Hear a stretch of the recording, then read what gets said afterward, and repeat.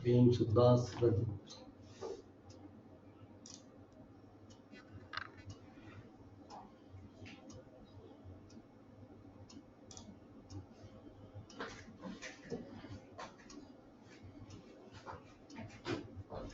yes please. Good morning everybody.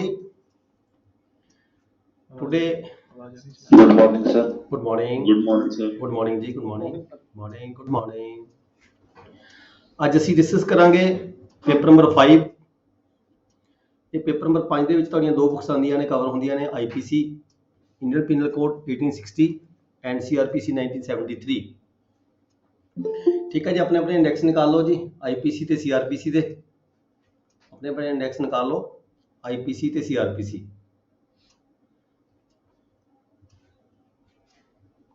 First question, इस question का पहला क्वेश्चन डील कर रहे हैं what is kidnapping. What is kidnapping मैनू जरा प्लीज़ एक बार दस दो कि डिस्ट्रिक्ट इस वे ऑनलाइन बैठे है ताकि आप स्मूथली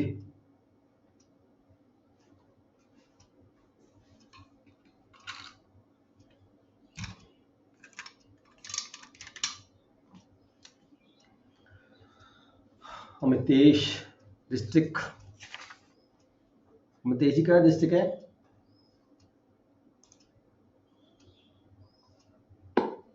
संगरूर जी। हाँ जी, संगरूर। दोबारा बोलना प्लीज। संगरूर। संगरूर। अमितेश मोहाली सर। मोहाली।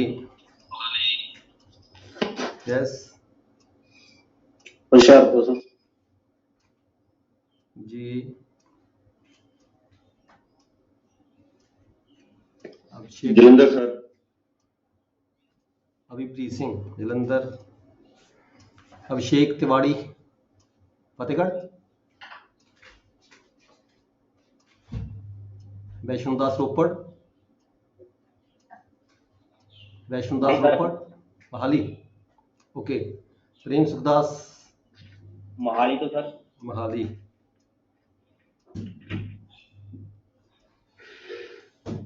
जितेंद्र सिंह बोलो जी फटाफट डिस्ट्रिक्ट बोल दो अपने अपने। है जी डिस्ट्रिक्ट पठानकोट। पठानकोट फटाफट बोल दो जी। डिस्ट्रिक्ट पठानकोट। पठानकोट। नेक्स्ट बठिंडा जी। बठिंडा।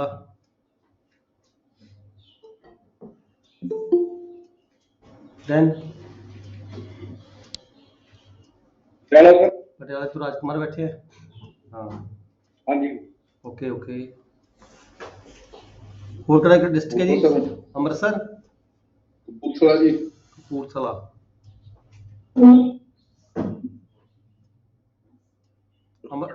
रोपड़। रोपड़। अमृतसर तो है कोई? अमृतसर तो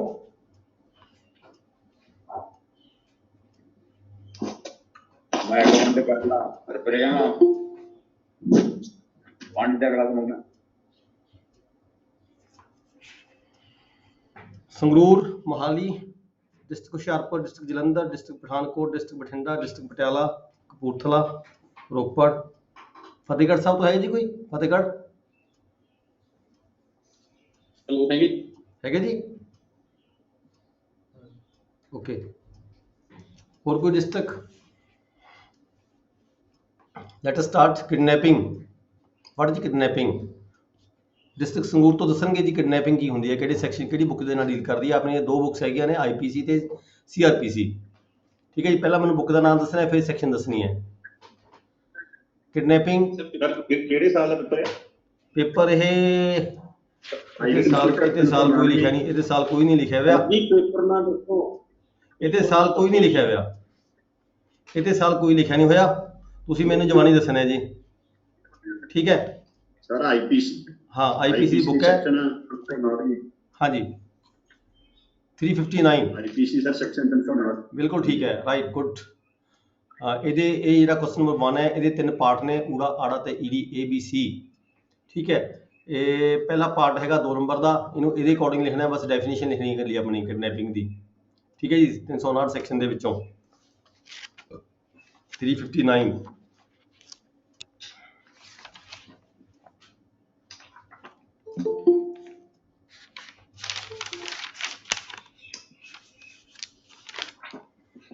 बस ये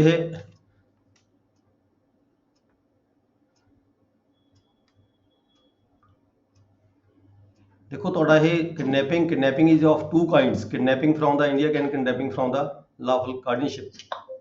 ठीक है, इन्ना के लिख के तुसी नाल 360 भी लिख दोगे क्योंकि 2 नंबर का क्वेश्चन है। ठीक है जी, 359 ਤੇ 360 दोनों लिख देना जी ਇਹਦੇ ਵਿੱਚ, क्योंकि 2 नंबर ਲੈਣ ਦੇ ਲਈ ਇੱਕ ਲਾਈਨ ਸਫੀਸ਼ੀਐਂਟ ਜੀ ਲੱਗਦੀ ਮੈਨੂੰ। 359 ਵੀ ਲਿਖ ਦੇਣਾ, 360 ਵੀ ਲਿਖ ਦੇਣਾ। ਕਿਡਨੈਪਿੰਗ ਦੇ ਅਗਲਾ ਕੁਐਸਚਨ ਹੈਗਾ how it is different from the ਐਬਡਕਸ਼ਨ।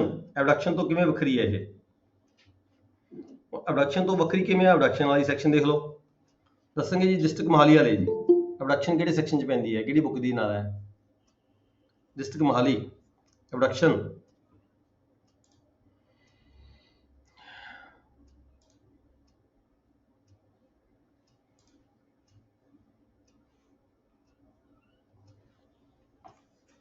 आगे चलो, Hoshiarpur district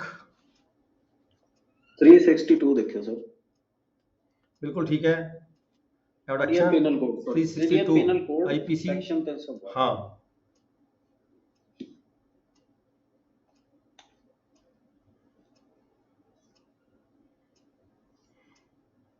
Whoever by force compels or by any deceitful means induces any person to go from any place is said to be abduct that person।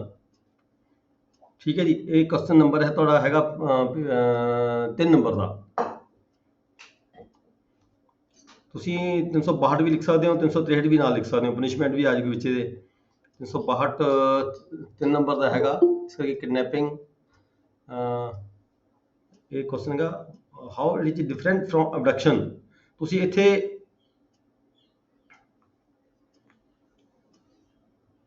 Kidnapping ਤੇ ਅਗਵਾ ਵਿੱਚ ਕੀ ਅੰਤਰ ਹੈ? ਤੁਸੀਂ ਇੱਥੇ 359 ਤੇ 362 ਦੋਨੋਂ ਸੈਕਸ਼ਨ ਲਿਖ ਦੋਗੇ ਜੀ ਆੜਾ ਦੇ ਅੰਦਰ। ਜਿਹੜਾ ਕੁਐਸਚਨ ਨੰਬਰ 1 ਦਾ ਜਿਹੜਾ ਬੀ ਪਾਰਟ ਹੈ ਨਾ ਜੀ, ਇੱਥੇ ਨੇ ਲਿਖਤਾ how it is different from abduction, ਮਤਲਬ abduction ਤੋਂ ਕਿਵੇਂ ਵੱਖਰੀ ਹੈਗੀ ਹੈ। ਇਟ ਮੀਨਸ ਕਿਡਨੈਪਿੰਗ ਦਾ ਆਨਸਰ ਵੀ ਅਸੀਂ ਇਸੇ ਦੇਣਾ ਨਾਲ ਨਾਲ। किडनैपिंग ਦੇ ਲਈ ਸਾਇਲੈਂਟ ਹੋ ਗਿਆ, ਕਿਡਨੈਪਿੰਗ ਨੂੰ abduction ਤੋਂ ਡਿਫਰੈਂਟ ਕਿਵੇਂ ਕਿਹਾ ਗਿਆ। ਠੀਕ ਹੈ, ਇੱਥੇ ਅਸੀਂ 359 ਤੇ 362 ਦੋਨੋਂ ਲਿਖਣੇ ਨੇ ਜੀ ਆੜੇ ਦੇ ਵਿੱਚ। ਨੈਕਸਟ ਕੁਐਸਚਨ ਹੈਗਾ A forcibly, C part, A forcibly carries B away from his home in order that B may be murdered. That offense has been committed by A. A forcibly carries B away from his home in order that B may be murdered. What offense has been committed by A even if he is not murdered, and what is punishment for A? A forcibly ਤਾਂ ਕਿਨਾਰ B ਨੂੰ ਬਾਹਰ ਲੈ, ਕਿਨਾਂ ਦਾ ਜਿਹੜਾ ਥੋੜਾ ਜਿਹਾ mobile ਉਹ ਕਰੋ ਜੀ ਆਪਣਾ ਮਿਥਲੇਸ਼ ਜੀ, ਤੁਸੀਂ ਆਪਣਾ ਸਪੀਕਰ ਦਾ ਥੋੜਾ ਆਵਾਜ਼ ਘੱਟ ਕਰ ਲਓ। A forcibly B ਨੂੰ forcibly ਲੈ ਜਾਣਾ ਜੀ ਘਰ ਤੋਂ ਉਹਦੇ ਤੋਂ, ਕਾਹਦੇ ਲਈ? ਉਹਦਾ ਮਰਡਰ ਕਰਨ ਦੀ ਖਾਤਰ। ਬੇਸ਼ੱਕ ਮਰਡਰ ਨਹੀਂ ਹੁੰਦਾ ਤਾਂ ਉਹਨੇ ਅਫੈਂਸ ਕੀ ਕਮਿਟ ਕੀਤਾ? ਡਿਸਟ੍ਰਿਕਟ ਜਲੰਧਰ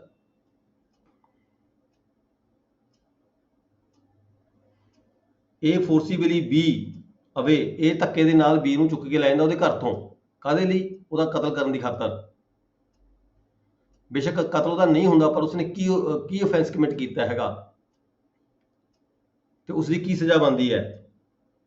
ਉਹਨੇ ਕੀ ਅਫੈਂਸ ਕਮਿਟ ਕੀਤਾ? ਆਪਣਾ ਆਨਸਰ ਇਹ ਕੁਐਸਚਨ ਇਹ ਹੈ ਆਪਣਾ ਵੀ ਉਹਨੇ ਕੀ ਅਫੈਂਸ ਕਮਿਟ ਕੀਤਾ ਤੇ ਉਹਦੀ ਕੀ ਸਜ਼ਾ ਬਣਦੀ ਹੈ। ਡਿਸਟ੍ਰਿਕਟ ਜਲੰਧਰ ਜੀ, ਪਠਾਨਕੋਟ, ਬਠਿੰਡਾ। 307 ਸਰ। ਬਿਲकुल ठीक है, 307। ਪਨਿਸ਼ਮੈਂਟ ਕਿੰਨੀ ਹੋਏਗੀ? आईपीसी उम्र कैद सर जी। 307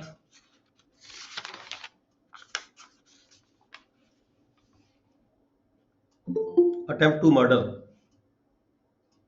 ਉਹਨੇ ਅਟੈਂਪਟ ਕੀਤੀ ਹੈ, ਕੋਸ਼ਿਸ਼ ਕੀਤੀ ਹੈ ਮਰਡਰ ਕਰਨ ਦੀ।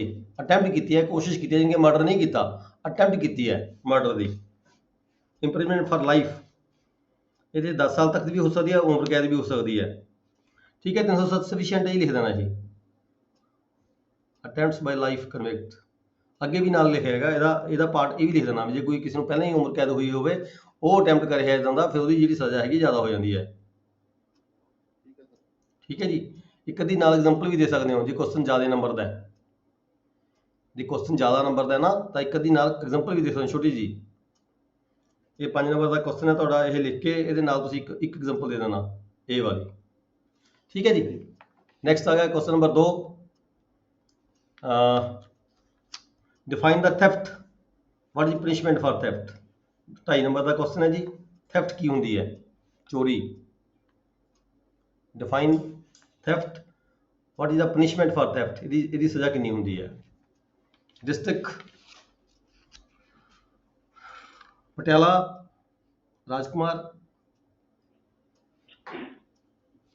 ਸੈਕਸ਼ਨ ਇੰਡੈਕਸ ਖੁੱਲਿਆ ਹੋਇਆ ਹੈ ਆਪਣਾ। ਦੈਨ ਕਪੂਰਥਲਾ, ਥੈਫਟ ਦਾ ਸੈਕਸ਼ਨ ਕਿਹੜਾ ਜੀ, ਕਿਹੜੀ ਬੁੱਕ ਚ ਆਊਗਾ ਥੈਫਟ, ਚੋਰੀ ਬਾਰੇ ਕਿਹੜੀ ਬੁੱਕ ਦਾ ਕੁਐਸਚਨ ਹੈ। ਵਾਟ ਇਜ਼ ਥੈਫਟ, IPC 378 ਜੀ। ਕੌਣ ਬੋਲ ਰਹੇ ਹੋ। ਮੇਜਰ ਸਿੰਘ ਸੰਗਰੂਰ ਤੋਂ। ਓਕੇ, ਠੀਕ ਹੈ, ਬਿਲकुल ठीक है। 378 ਤੇ 379 ਸਰ ਦੋਨੋਂ ਲੱਗੀ। 378 ਪਨਿਸ਼ਮੈਂਟ ਵੀ ਦੱਸੀ ਹੈ ਨਾਲ, ਪਨਿਸ਼ਮੈਂਟ ਵੀ ਪੁੱਛੀ ਗਈ ਹੈ ਕਿੰਨੀ ਹੈ, 3 ਸਾਲ ਦੀ।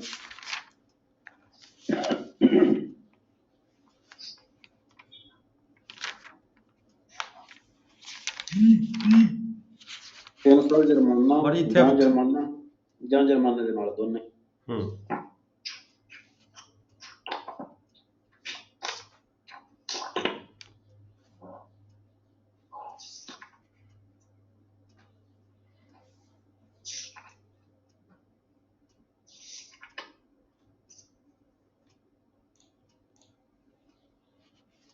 ਠੀਕ ਹੈ ਜੀ,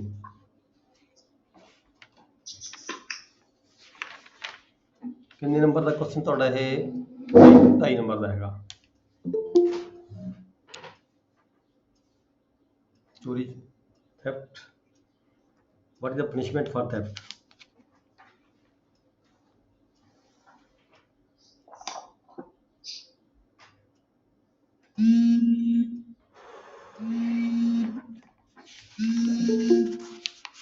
ਦੇ ਵਿੱਚ 379 ਨਾਲ ਲਾਉਂਗੇ ਜੀ, ਬੰਦ ਕਰਿਓ ਪਲੀਜ਼। 378 ਤੇ 379।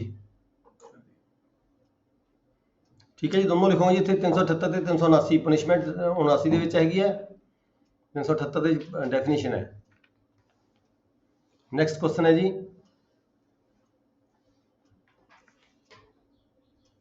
whether accused of theft can compromise with owner of stolen property। Ki compromise ਕਰ ਸਕਦਾ ਹੈ ਜਿਹੜਾ ਦੋਸ਼ੀ ਹੈ, ਚੋਰੀ ਕਰਨ ਵਾਲਾ ਦੋਸ਼ੀ, ਕੀ ਮਾਲਕ ਦੇ ਨਾਲ ਕੰਪਰੋਮਾਈਜ਼ ਕਰ ਸਕਦਾ ਹੈ ਜਾਂ ਨਹੀਂ ਕਰ ਸਕਦਾ।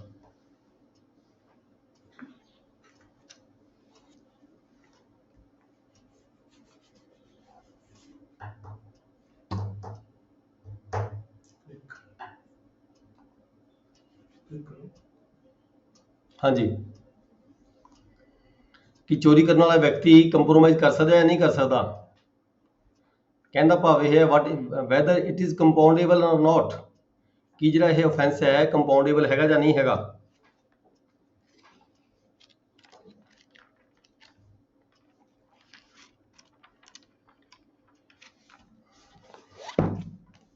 ਡਿਸਟ੍ਰਿਕਟ ਕਪੂਰਥਲਾ,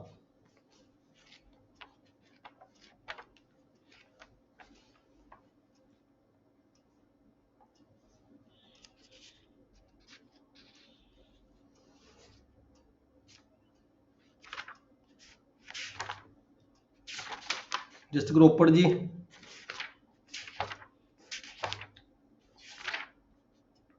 ਸਰ ਕੁਐਸਚਨ ਜੀ, ਥੈਫਟ ਜਿਹੜੀ ਹੈਗੀ ਹੈ, ਥੈਫਟ ਚੋਰੀ ਕਰਨ ਵਾਲਾ ਜਾਂ ਦੋਸ਼ੀ ਹੈ, ਚੋਰ ਇਹ ਕਹਿ ਲਈਏ ਵੀ ਉਹ ਚੋਰੀ ਕਰਕੇ ਲੈ ਗਿਆ। ਠੀਕ ਹੈ, ਕਿ ਬਾਅਦ ਦੇ ਵਿੱਚ ਉਹ ਆਪਣੇ ਜਿਹੜਾ ਜਿਸ ਦਾ ਸਮਾਨ ਚੋਰੀ ਕੀਤਾ ਉਹਦੇ ਨਾਲ ਕੰਪਰੋਮਾਈਜ਼ ਕਰ ਸਕਦਾ ਜਾਂ ਨਹੀਂ ਕਰ ਸਕਦਾ।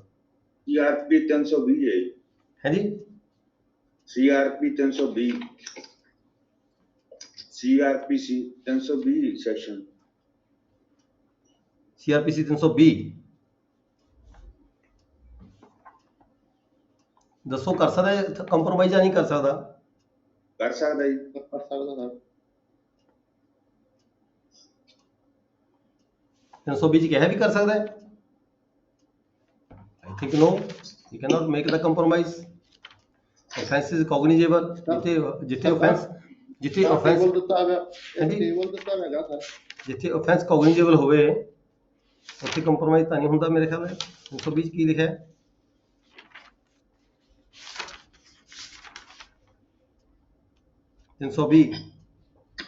Compounding of offences. हाँ जी 378 कितने च लिखा देखो 378 हैगा इस लिस्ट विच नहीं होएगा। नहीं सर नहीं है। हाँ फिर नहीं हैगा ना ये कंपाउंडिंग नहीं हैगा जिथे जिहड़ा ऑफेंस है कॉग्निजेबल होवे उत्थे कंपाउंडिंग नहीं हुंदी। ऑफेंस दो तरह के होंगे ने कंपाउंडेबल और नॉन कंपाउंडेबल मतलब कॉग्निजेबल और नॉन कॉग्निजेबल।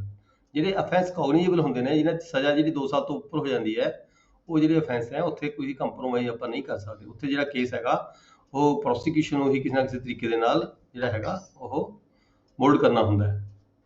ਠੀਕ ਹੈ ਬੇਸ਼ੱਕ ਪਾਰਟੀ ਨਾਲ ਸਮਝੌਤਾ ਵੀ ਹੋ ਜਾਵੇ ਉਸ ਨੂੰ ਆਪਾਂ ਕੰਪਰੋਮਾਈਜ਼ ਨਹੀਂ ਕਰ ਸਕਦੇ।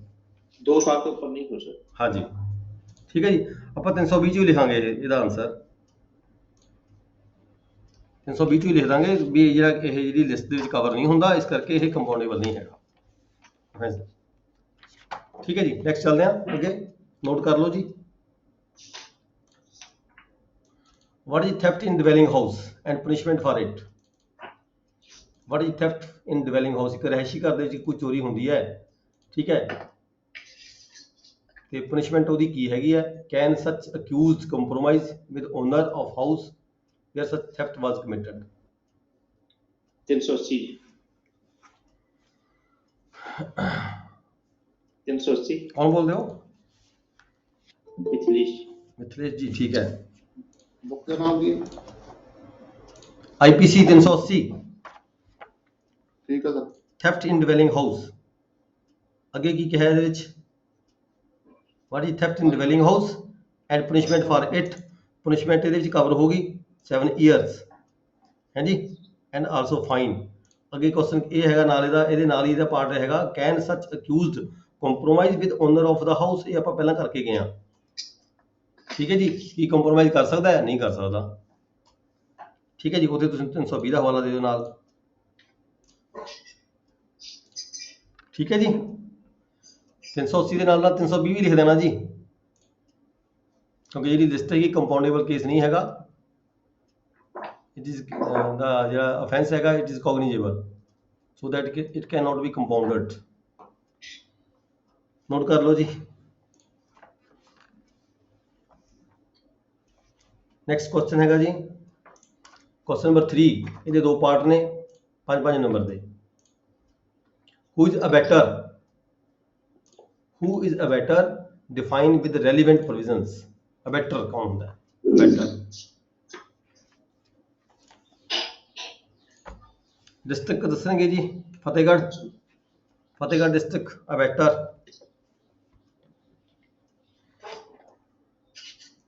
Who is abettor? abettor केड़ी बुक के नाल संबंधित है जी? Then आ जाओ सेक्शन 108 जी हाँ जी। आईपीसी सेक्शन 108 है। 108 सेक्शन Very- आईपीसी सेक्शन 108 बिल्कुल ठीक है 108 abetment abettor who is abettor defined with relevant provisions 108 section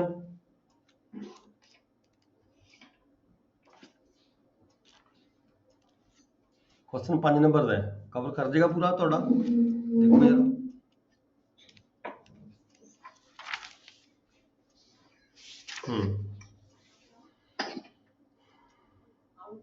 ठीक है जी नेक्स्ट चलते हैं जी A instigates B to murder D.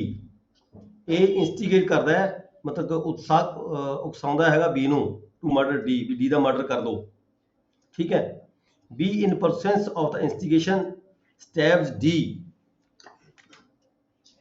ਉਹਦੇ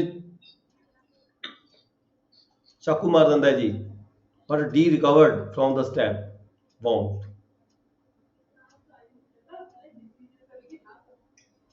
IPC the 170 Is A guilty of instigating B to commit the murder?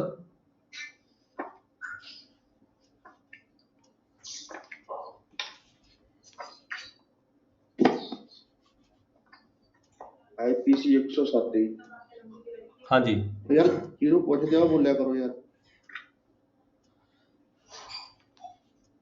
District Mohali ਜੀ।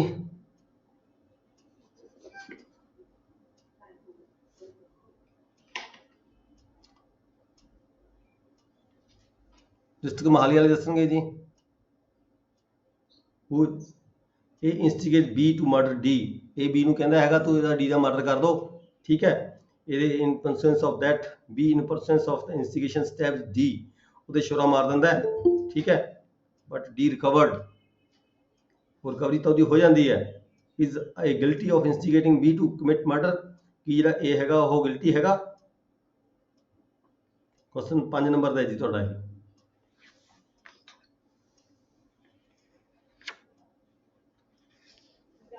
ਅੱਗੇ ਡਿਸਟ੍ਰਿਕਟ ਦੱਸ ਦਿਓ ਜੀ ਤੁਸੀਂ ਆਪਣਾ, ਰਤੀ ਤੁਸੀਂ ਦੱਸ ਦਿਓ। ਹਾਂਜੀ ਸਰ 108 ਦੇ ਵਿੱਚ ਹੋਣਾ ਇਹਦੇ ਵਿੱਚ ਇਨਸਟੀਗੇਟ ਜਿਸ ਵੇਲੇ ਕਰਦਾ ਉਹ ਬੇਸ਼ੱਕ ਉਹ ਠੀਕ ਵੀ ਹੋ ਜਾਂਦਾ ਪਰ ਉਹਨੂੰ ਸਜ਼ਾ ਮਿਲੂਗੀ ਉਨੀ ਬਰਾਬਰ। ਅਟੈਂਪਟ ਟੂ ਮਰਡਰ ਦਾ ਪਨਿਸ਼ਮੈਂਟ ਹੋ ਤਾਂ ਹੀ ਮੈਂ ਕੀਤਾ ਜੀ 108 ਹਾਂਜੀ ਹਾਂਜੀ।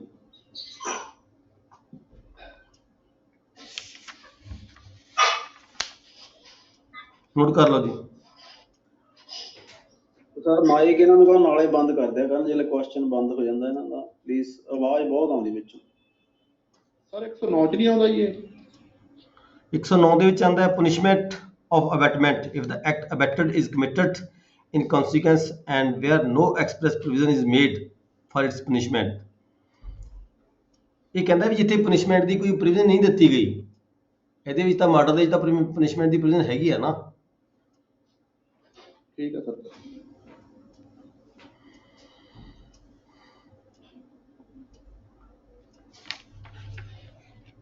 ਠੀਕ ਹੈ ਜੀ, ਅੱਗੇ ਚੱਲਦੇ ਹਾਂ। क्वेश्चन नंबर 4 बहुत इंपॉर्टेंट है जी। What is criminal conspiracy under which provision IPC is punishable. District Jalandhar. Sir criminal IPC ਚ ਹੈਗੀ 120 ਹੈ ਜੀ। हाँ बिल्कुल ठीक है। क्रिमिनल कॉन्स्पिरेसी ये ਤੁਹਾਡਾ ਜਿਹੜਾ ਹੈਗਾ ਨੰਬਰ 10 ਨੰਬਰ ਦਾ ਕੁਐਸਚਨ ਹੈ ਜੀ। What is the criminal conspiracy under which provisions IPC it is punishable? 120 section 120 ਕਿਹੜਾ ਜੀ ਅੱਗੇ ਦੱਸੋ।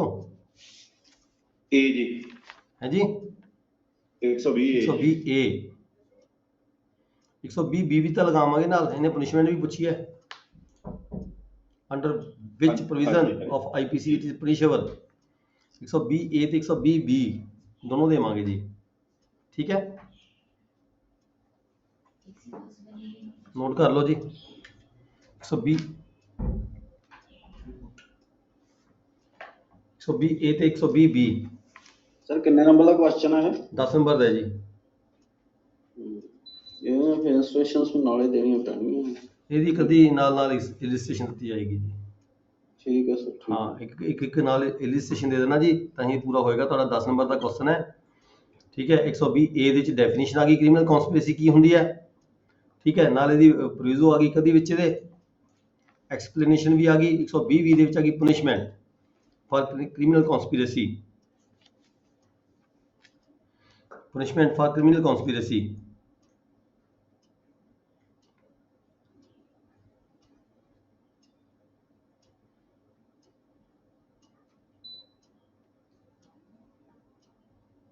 देखो क्रिमिनल कॉन्स्पिरेसी ਦੇ ਵਿੱਚ ਕੀ ਹੈ, ਪੁਨਿਸ਼ਮੈਂਟ ਕਿਵੇਂ ਹੋ ਸਕਦੀ ਹੈ, ਕਿਸ ਤਰ੍ਹਾਂ ਦੀ ਹੋ ਸਕਦੀ ਹੈ। ਹੁਣ ਕਿਹੋ ਜਿਹਾ ਜੁਰਮ ਕੀਤਾ ਹੈ ਉਸ ਕੌਨਸਪੀਰੇਸੀ ਰਾਹੀਂ, ਠੀਕ ਹੈ। ਕਿਸੇ ਕੌਂਸਪੀਰੇਸੀ ਦੇ ਰਾਹੀਂ ਜੁਰਮ ਤਾਂ ਅਲੱਗ-ਅਲੱਗ ਤਰ੍ਹਾਂ ਦੇ ਹੋ ਸਕਦੇ ਨੇ ਨਾ। ਜਿਹੜਾ ਜਿਹਾ ਜੁਰਮ ਕੀਤਾ ਹੋਏ ਜੀ ਉਹਦੀ ਸਜ਼ਾ ਹੋਏਗੀ। Punishment for a criminal conspiracy. Whoever is a party to a criminal conspiracy to commit an offence punishable with death, imprisonment for life, or rigorous imprisonment for a term of 2 years or upwards, shall, where no express provision is made in this code for the punishment of such a conspiracy, be punished in the same manner as if he abetted such offence. ਮਤਲਬ ਇਹ ਪ੍ਰਜ਼ੂਮ ਕਰ ਲਿਆ ਜਾਵੇਗਾ ਵੀ ਜਿਵੇਂ ਆਪਾਂ ਕਿਸੇ ਨੂੰ offense ਕਰਨ ਦੇ ਲਈ ਉਕਸਾਉਂਦੇ ਆ, ਉਕਸਾਉਣ ਦੇ ਲਈ ਕੀ ਸਜ਼ਾ ਹੁੰਦੀ ਹੈ? ਜਿਹੜਾ ਜੁਰਮ ਕੀਤਾ ਬੰਦੇ ਨੇ ਜਿੰਨੀ ਸਜ਼ਾ ਉਹਦੀ ਹੋਏਗੀ ਉਨੀ ਹੀ ਉਕਸਾਉਣ ਦੀ ਸਜ਼ਾ ਹੋਏਗੀ। ਇਸੇ ਤਰੀਕੇ ਕ੍ਰਿਮੀਨਲ ਕੌਂਸਪੀਰੇਸੀ ਚ ਇਹਨਾਂ ਦੀ ਕੋਈ ਪਾਰਟੀਕੂਲਰ ਸਜ਼ਾ ਨਹੀਂ ਹੁੰਦੀ। ਕ੍ਰਿਮੀਨਲ ਕੌਂਸਪੀਰੇਸੀ ਦੀ ਇਹਦੀ ਸਜ਼ਾ ਉਨੀ ਹੁੰਦੀ ਹੈ ਜਿੰਨਾ ਕਿਸੇ ਨੇ ਕ੍ਰਿਮੀਨਲ ਕੌਂਸਪੀਰੇਸੀ ਕਰਕੇ ਜਿਹੜਾ offense ਕਮਿਟ ਕੀਤਾ ਜਿੰਨੀ ਸਜ਼ਾ ਉਸ offense ਦੀ ਹੋਏਗੀ ਉਨੀ ਹੀ ਸਜ਼ਾ ਇਹਦੇ ਵਿੱਚ ਹੋਏਗੀ। Same manner as if he had abetted such offence। ਜੇ ਕਿਤੇ particular ਸਜ਼ਾ ਅਨਾਉਂਸ ਕੀਤੀ ਗਈ ਤਾਂ ਗੱਲ ਵੱਖਰੀ ਹੈ, ਨਹੀਂ ਤਾਂ ਫਿਰ ਜੋ ਜੁਰਮ ਦੀ ਸਜ਼ਾ ਹੋਣੀ ਹੈ ਉਹੀ ਸਜ਼ਾ ਅਬੈਟਮੈਂਟ 'ਚ ਹੁੰਦੀ ਹੈ, ਉਹੀ ਸਜ਼ਾ ਕ੍ਰਿਮੀਨਲ ਕੌਂਸਪੀਰੇਸੀ 'ਚ ਹੁੰਦੀ ਹੈ। ਠੀਕ ਹੈ ਜੀ। Whoever is a party to a criminal conspiracy other than a criminal conspiracy to commit an offence punishable as aforesaid shall be punished with imprisonment of either description for a term not exceeding 6 months or with fine or with both।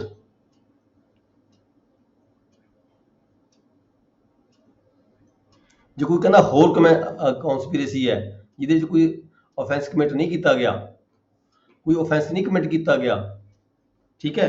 Whoever is a party to a criminal conspiracy other than a criminal conspiracy to commit an offence punishable as aforesaid shall be punished। ਕੋਈ criminal offense ਨਹੀਂ commit ਕੀਤਾ, ਠੀਕ ਹੈ। ਜਿਹਦਾ criminal offense commit ਕਰ ਦਿੱਤਾ ਫਿਰ ਤਾਂ ਜੋ offense ਦੀ ਸਜ਼ਾ ਹੋਏਗੀ ਉਹੀ ਸਜ਼ਾ ਕ੍ਰਿਮੀਨਲ ਕੌਂਸਪੀਰੇਸੀ ਦੀ ਹੋਏਗੀ ਜਿਹਨੇ ਕੌਂਸਪੀਰੇਸੀ ਸਾਜ਼ਿਸ਼ ਵਿੱਚ ਜਿਹੜਾ ਕੋਈ ਸ਼ਾਮਲ ਹੋਇਆ ਹੈ, ਠੀਕ ਹੈ। ਜਿਵੇਂ ਅਬੈਟਮੈਂਟ ਦੇ ਵਿੱਚ ਕੋਈ ਬੰਦਾ ਸ਼ਾਮਲ ਹੁੰਦਾ, ਕਿਸੇ ਨੂੰ ਅਬੈਟ ਕਰਦਾ ਹੈ, ਕਿਸੇ ਨੂੰ ਉਕਸਾਉਂਦਾ ਹੈਗਾ ਕੋਈ ਜੁਰਮ ਕਰਨ ਦੇ ਲਈ, ਜਿਹੜਾ ਜੁਰਮ ਕਮਿਟ ਕੀਤਾ ਜਾਂਦਾ ਹੈ ਉਸ ਜੁਰਮ ਦੀ ਸਜ਼ਾ ਉਸ ਵਿਅਕਤੀ ਨੂੰ ਹੁੰਦੀ ਹੈ। ਇਸੇ ਤਰੀਕੇ ਕ੍ਰਿਮੀਨਲ ਕੌਂਸਪੀਰੇਸੀ ਦੇ ਵਿੱਚ ਜੇ ਕੋਈ ਵਿਅਕਤੀ ਸ਼ਾਮਲ ਹੁੰਦਾ ਹੈ, ਜਿਹੜਾ ਵੀ offense ਕਮਿਟ ਕੀਤਾ ਜਾਂਦਾ ਹੈ ਉਸ offense ਦੀ ਸਜ਼ਾ ਵੀ ਉਸੇ ਵਿਅਕਤੀ ਨੂੰ ਹੋਏਗੀ। ਜਿੱਥੇ ਕਿਤੇ offense ਕਮਿਟ ਨਹੀਂ ਹੁੰਦਾ, ਠੀਕ ਹੈ, ਤਾਂ ਇਹਨੇ ਕਿਹਾ ਵੀ criminal offense has not been committed ਤਾਂ ਮਿਨੀਮਮ ਤਾਂ 6 ਮਹੀਨੇ ਦੀ ਸਜ਼ਾ ਉਹਨੂੰ ਬੰਦੇ ਨੂੰ ਫਿਰ ਵੀ ਹੋਏਗੀ। ਨੈਕਸਟ ਕੁਐਸਚਨ ਹੈ ਜੀ, question number 5, what is wrongful gain and wrongful loss as defined in IPC। Question number 5, ਇਹ 5 ਨੰਬਰ ਦਾ ਕੁਐਸਚਨ ਹੈ ਤੁਹਾਡਾ। wrongful gain ਕੀ ਹੁੰਦਾ ਹੈ, wrongful loss ਕੀ ਹੁੰਦਾ ਹੈ?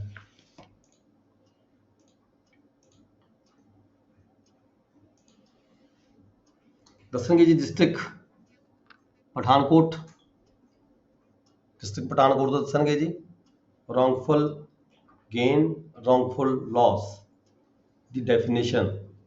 ਹੁਣ ਦੇਖੋ ਬੁੱਕ ਦਾ ਨਾਮ ਦੱਸਤਾ ਵਿੱਚ ਇਹਨਾਂ ਨੇ, ਬੁੱਕ ਦਾ ਨਾਮ ਵਿੱਚ ਹੀ ਦੱਸਤਾ ਆਈਪੀਸੀ। ਇਟ ਮੀਨਸ ਜਿਹੜਾ ਕੁਐਸਚਨ ਹੈ ਆਈਪੀਸੀ ਦਾ ਹੈ, ਤੁਸੀਂ ਆਈਪੀਸੀ ਦਾ ਹੀ ਇੰਡੈਕਸ ਖੋਲਣਾ ਹੈ।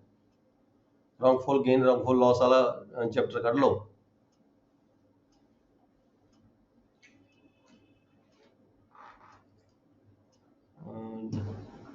ਡਿਸਟ੍ਰਿਕਟ ਬਠਿੰਡਾ ਜੀ। ਸੈਕਸ਼ਨ ਆਈਪੀ ਦਾ ਸੈਕਸ਼ਨ 23 ਹੈ ਸਰ। ਗੁੱਡ, ਬਿਲਕੁਲ ਠੀਕ ਹੈ, ਬਿਲਕੁਲ ਠੀਕ ਹੈ। ਵੀ ਆਊ ਕੱਢੋ ਜੀ ਸਾਰੇ ਬੰਦੇ 23 ਸੈਕਸ਼ਨ ਕੱਢ ਲਓ ਇੱਕ ਵਾਰੀ। wrongful gain wrongful loss।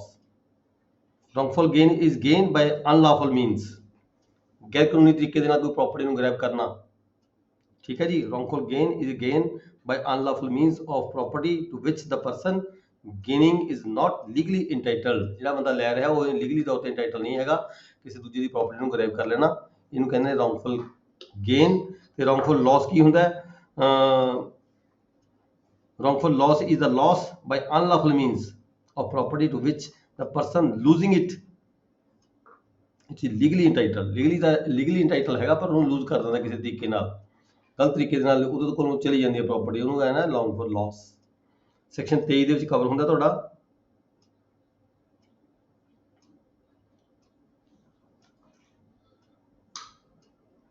Next question ਹੈ ਜੀ, ਇਹ ਨੰਬਰ ਸੀ ਤੁਹਾਡਾ 5 ਨੰਬਰ ਦਾ। ਡਿਫਾਈਨ ਦਾ ਟਰਮ dishonestly।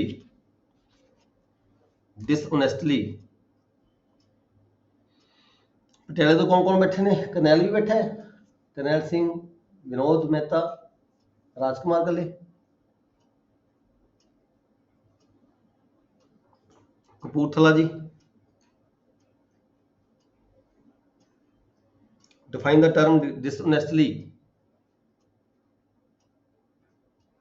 रोपड़ 24 है जी, 24 ਜੀ। हाँ बिल्कुल ਇਹਦੇ ਨਾਲ ਹੀ ਹੈ ਜੀ, ਜਿੱਥੇ ਆਪਾਂ ਪਹਿਲਾਂ ਪੜ੍ਹ ਕੇ ਗਏ ਹਾਂ 23 24 dishonestly. Define the term dishonestly, ठीक है। 24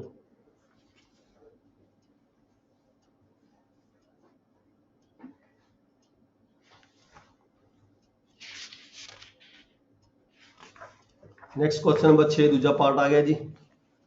ਦੂਜੇ ਪਾਰਟ ਤੁਸੀਂ ਪ੍ਰਜ਼ੂਮ ਕਰਾਂਗੇ ਵੀ ਆਈਪੀਸੀ ਖਤਮ ਹੋ ਗਈ। ਪਹਿਲੇ ਪਾਰਟ ਦੇ ਵਿੱਚ ਦੂਜਾ ਪਾਰਟ ਸਾਰਾ ਸੀਆਰਪੀਸੀ ਨਾਲ ਸੰਬੰਧਿਤ ਹੋਏਗਾ। ਕੁਐਸਚਨ ਨੰਬਰ 6 ਇਹਦੇ 3 ਪਾਰਟ ਨੇ। ਪਹਿਲਾ ਕੁਐਸਚਨ ਹੈ 5 ਨੰਬਰ ਦਾ, ਦੂਜੇ 2 ਕੁਐਸਚਨ ਹੈ 2.5 ਨੰਬਰ ਦੇ।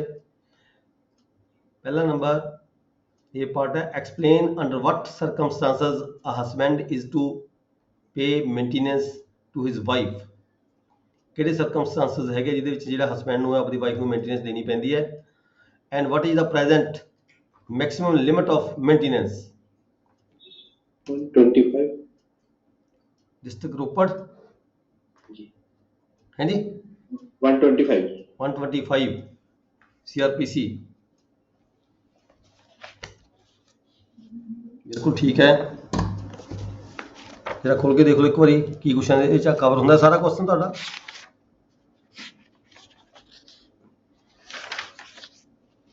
Order of maintenance wife children and parents.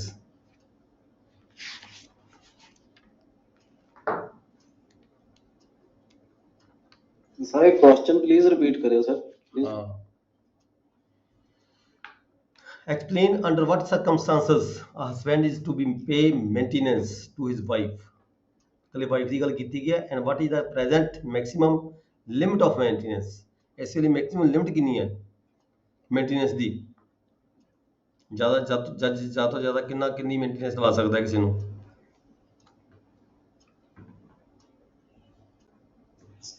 60 days है जी 60 डेज ਫੈਸਲਾ ਕਰਨਾ ਹੈ। ਕਿਹੜਾ ਜੀ? ਡਿਸਾਈਡ ਜਿਹੜਾ 60 ਡੇਜ਼ ਦੇ ਵਿੱਚ ਜੱਜ ਸਾਹਿਬ ਨੂੰ ਫੈਸਲਾ ਕਰਨਾ ਹੋਏਗਾ ਇਹਦੇ ਵਿੱਚ। ਵਿਦਿਨ 60 नहीं ये तो नहीं पूछा गया। सर 125 ਦਾ 4th ਪੜਿਓ sir. What is the present maximum limit of maintenance. Limit तो की मतलब ਮੰਨਦੇ ਆ ਤੁਸੀਂ? डेज ਜਾਂ अमाउंट? 1 ਕਿਹੜਾ ਕਹਿ ਰਹੇ ਹੋ? 125 ਤਾਂ ਇਹਨਾਂ ਨੇ ਦੱਸਿਆ ਤਾਂ 4th ਪਾਰਟ ਹੈ।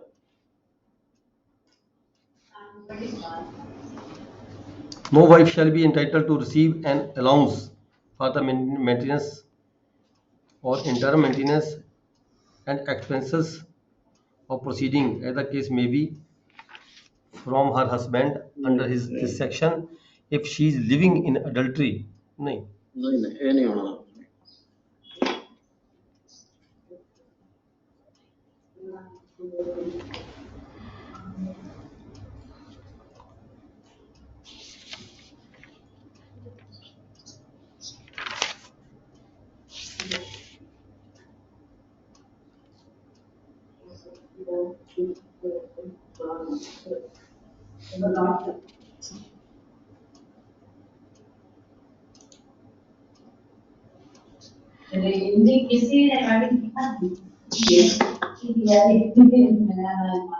ਮਤਲਬ ਜੀ ਤੁਹਾਡਾ ਜਿਹੜਾ ਬੰਦ ਕਰੋ ਸਪੀਕਰ।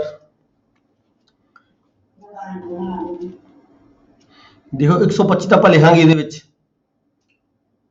ਹੈ ਜੀ। 125 ਦੀ ਜਿਹੜੇ ਕਲੌਜ਼ਸ ਨੇ ਚਾਹੇ ਇਕੱਲੀਆਂ ਵਾਈਫ ਵਾਲੇ ਲਿਖ ਦੇਣਾ, ਬਾਕੀ ਬੱਚਿਆਂ ਨਹੀਂ ਛੱਡ ਸਕਦੇ ਆਪਾਂ।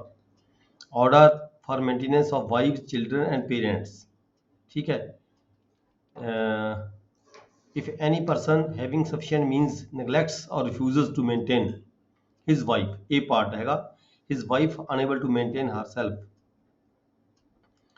ठीक है जी। ਇਹਦੇ ਵਿੱਚ ਕੱਲਾ A ਪਾਰਟ ਕਵਰ ਕਰ ਲਾਂਗੇ ਆਪਾਂ, B C ਤੇ D ਦੀ ਲਿਖਣ ਦੀ ਸ਼ਾਇਦ ਲੋੜ ਨਹੀਂ ਹੈ ਕਿਉਂਕਿ ਇਹਦੇ ਨਾਲ ਇਹਦੇ ਅੱਗੇ ਬੱਚੇ ਆ ਗਏ, ਫਾਦਰ ਆ ਗਿਆ, ਮਦਰ ਆ ਗਿਆ।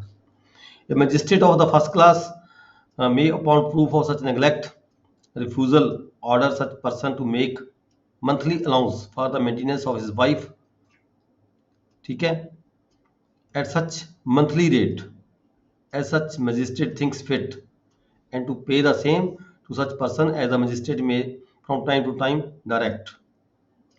ਇੱਕ ਤਾਂ ਪਾਰਟ A ਲਿਖ ਦਾਂਗੇ ਆਪਾਂ, B C ਤੇ D ਨੂੰ ਛੱਡ ਦਾਂਗੇ, ਕੱਲਾ A ਪਾਰਟ ਕਵਰ ਕਰ ਲਾਂਗੇ, ਠੀਕ ਹੈ ਜੀ। provided that the magistrate may order father of a minor female, ਇਹ ਵੀ ਕਵਰ ਨਹੀਂ ਹੁੰਦਾ, ਇਹਦੀ ਲੋੜ ਨਹੀਂ ਹੈ। ਸਰ ਜਿਹੜੇ ਅਲਾਉਂਸਸ ਵਗੈਰਾ ਦੀ ਗੱਲ ਕੀਤੀ ਆ, ਅਲਟਰੇਸ਼ਨ ਦੀ ਜਾਂ ਕਿੱਦਾਂ ਦੇਣਾ ਆ, ਉਹ 127 ਦੇ ਵਿੱਚ ਆ।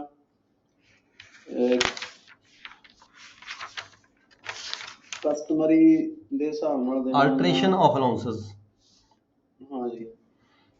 ਅਲਟਰੇਸ਼ਨ ਸਮੇਂ-ਸਮੇਂ ਤੇ ਲੋੜ ਮੁਤਾਬਕ, ਜਿਵੇਂ ਕਿਤੇ ਆਰਡਰ ਪਹਿਲਾਂ ਹੋਇਆ ਹੋਵੇ, ਕਿਸੇ ਦੀ ਸੈਲਰੀ ਵੱਧ ਜਾਵੇ, ਕਿਸੇ ਦੀ ਘਟ ਜਾਵੇ, ਹੈ ਜੀ, ਜੀ ਸਰ। ਉਹਦੇ ਮੁਤਾਬਕ ਅਲਟਰੇਸ਼ਨ ਕੀਤੀ ਜਾ ਸਕਦੀ ਹੈ। ਔਨ ਪ੍ਰੂਫ ਆਫ ਚੇਂਜ, ਤਬਦੀਲੀ ਹੈ, ਹਰ ਇੱਕ ਤਬਦੀਲੀ ਕੀਤੀ ਜਾ ਸਕਦੀ ਹੈ। ਹਾਂਜੀ 127 ਚ ਤਾਂ ਤਬਦੀਲੀ ਹੈ, ਵੀ ਤਬਦੀਲੀ ਕਰ ਸਕਦੇ ਹਾਂ, ਅਲਟਰੇਸ਼ਨ ਕੀਤੀ ਜਾ ਸਕਦੀ ਹੈ। ਅਲਟਰੇਸ਼ਨ ਦਾ ਕੁਐਸਚਨ ਹੈ, ਪ੍ਰੋਸੀਜਰ। ਇਹਦੇ ਨਾ 125 ਦੇ ਸਰ ਰੈਫਰੈਂਸ ਦੇ ਕੇ ਇਹਦੇ ਵਿੱਚ ਲਿਖਿਆ ਵੀ ਕਿੰਨੇ ਦੇਣੇ ਤੇ ਕਦੋਂ ਤਬਦੀਲੀ ਕਰਨੀ। On proof of change in the circumstances of any person receiving, ਇੱਥੇ ਮੈਕਸਿਮਮ ਕਿੰਨੀ ਦੇ ਸਕਦਾ ਹੈ? ਤਾਂ magistrate may make such alteration as he thinks fit, the allowances for the maintenance of the interim, where it appears to the magistrate that the consequence of any decision should be cancelled, ਤਾਂ cancel ਕਰ ਸਕਦਾ ਹੈ, where any order has been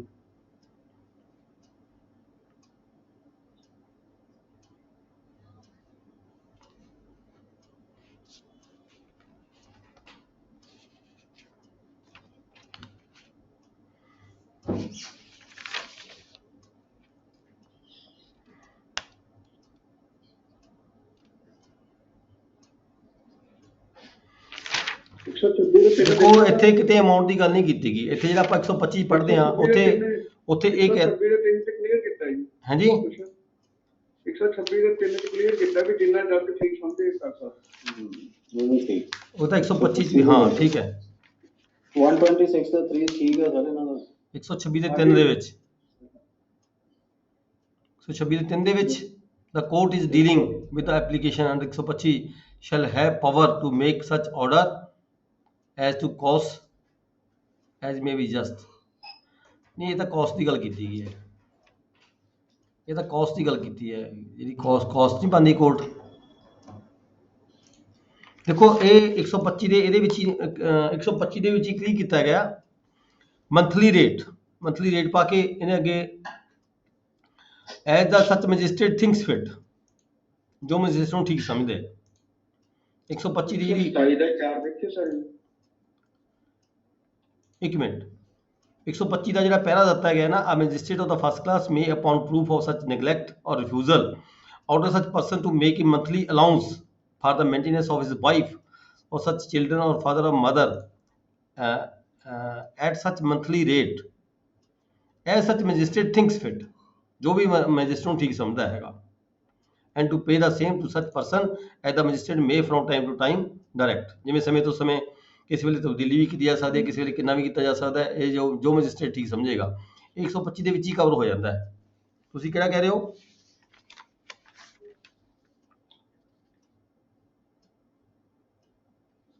एक 125 cover हो जाता है जी,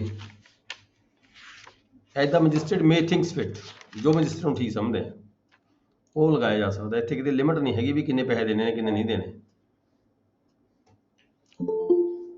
ਮੈਂ limit ਕਿਤੇ ਪੜ੍ਹੀ ਨਹੀਂ, ਮੈਨੂੰ ਯਾਦ ਵੀ ਨਹੀਂ ਹੈਗਾ, ਨਾ ਕਿਤੇ ਪੜ੍ਹੀ ਮੈਨੇ ਇਹ ਲਿਮਿਟ ਬਾਰੇ ਵੀ ਕਿੰਨੀ ਪੈਸੇ ਦਿੱਤੇ ਜਾ ਸਕਦੇ ਨੇ, ਕਿਉਂਕਿ it depends upon the income source of the husband.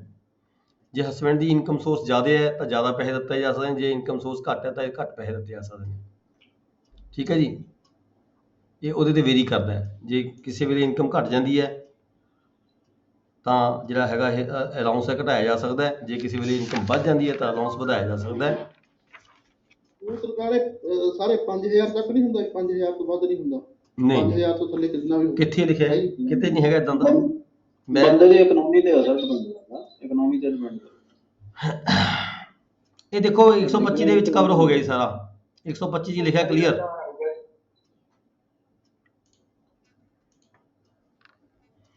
the words not exceeding 500 rupees in the whole omitted ਇਹ omit ਕਰਦਾ ਪਹਿਲਾਂ ਇੱਥੇ ਕਿਤੇ ਡੈਫੀਨੇਸ਼ਨ 'ਚ ਹੈਗਾ ਸੀ ਇਹ ਵੀ 500 ਰੁਪਏ ਤੱਕ ਜਿਹੜਾ ਇਹ ਤੁਸੀਂ ਦੇਖਿਆ ਤੁਸੀਂ ਬੁੱਕਸ ਜਿੱਥੇ ਮੰਥਲੀ ਰੇਟ ਲਿਖਿਆ ਨਾ ਜੀ ਮੰਥਲੀ ਰੇਟ ਲਿਖ ਕੇ ਇੱਥੇ 2 ਨੰਬਰ ਪਾ ਕੇ ਥੱਲੇ 3 ਸਟਾਰ ਦਿੱਤੇ ਹੋਏ ਨੇ 3 ਸਟਾਰ ਜਿਹੜੇ ਦਿੱਤੇ ਹੋਏ ਨੇ ਤੁਸੀਂ ਥੱਲੇ ਪੜ੍ਹ ਕੇ ਦੇਖੋ ਇੱਥੇ ਲਿਖਿਆ ਅੱਗੇ 2 ਨੰਬਰ 'ਚ ਲਿਖਿਆ ਹੋਇਆ the words not exceeding 500 rupees in the whole omitted by the act 50 2001 ਦੇ 'ਚ ਇਹਨੂੰ omit ਕਰ ਦਿੱਤਾ ਜੀ ਪਹਿਲਾਂ ਇਹ ਲਿਮਟ ਹੈਗੀ ਸੀ 500 ਰੁਪਏ ਦੀ ਮੰਥਲੀ ਦੀ ਠੀਕ ਹੈ ਇਸ ਨੂੰ omit ਕਰ ਦਿੱਤਾ ਫਿਰ ਇਹੀ ਠੀਕ ਹੈ ਜੀ ਹੁਣ ਇੱਥੇ omit ਕੋਈ ਨਹੀਂ omit ਇਹਨੂੰ ਫਿਕਸ ਅਮਾਉਂਟ ਨੂੰ omit ਕਰਕੇ ਨਾ ਜੱਜ ਦੀ ਮਰਜ਼ੀ ਤੇ ਛੱਡ ਦਿੱਤੀ ਗੱਲ ਠੀਕ ਹੈ ਜੀ। ਹਾਂ ਬਸ ਇਹੀ ਲਿਖਾਂਗੇ ਜੀ ਆਪਾਂ ਇੱਥੇ ਹੋਰ ਨਹੀਂ ਕੋਈ ਕਵਰ ਹੁੰਦਾ ਇਹਦੇ ਵਿੱਚ ਕਲੀਅਰ ਲਿਖਿਆ ਪਿਆ ਜੀ ਮੰਥਲੀ ਅਲਾਊਂਸ ਸੱਚ ਮੰਥਲੀ ਰੇਟ ਲਿਖ ਕੇ ਅੱਗੇ ਜਿਹੜਾ ਵਰਡ ਲਿਖਿਆ ਸੀ 500 ਵਾਲਾ ਉਹ ਮਿਟ ਹੋ ਗਿਆ as such magistrate thinks fit ਜੋ ਮੈਜਿਸਟ੍ਰੇਟ ਨੂੰ ਠੀਕ ਸਮਝੇ and to pay the same to such person as the magistrate may from time to time direction ਜੋ ਜੱਜ ਦੇਵੇਗਾ ਇਹ ਵੀ ਹੈ ਨਾਲ ਕਿ ਵੀ ਮਤਲਬ ਆਰਬਿਟ੍ਰੇਸ਼ਨ ਵੀ ਕੀਤੀ ਜਾ ਸਕਦੀ ਹੈ ਅਗਲੇ ਸੈਕਸ਼ਨ ਦੇ ਤਹਿਤ ਇਹਦੀ ਨੈਕਸਟ ਕੁਐਸਚਨ ਹੈ ਜੀ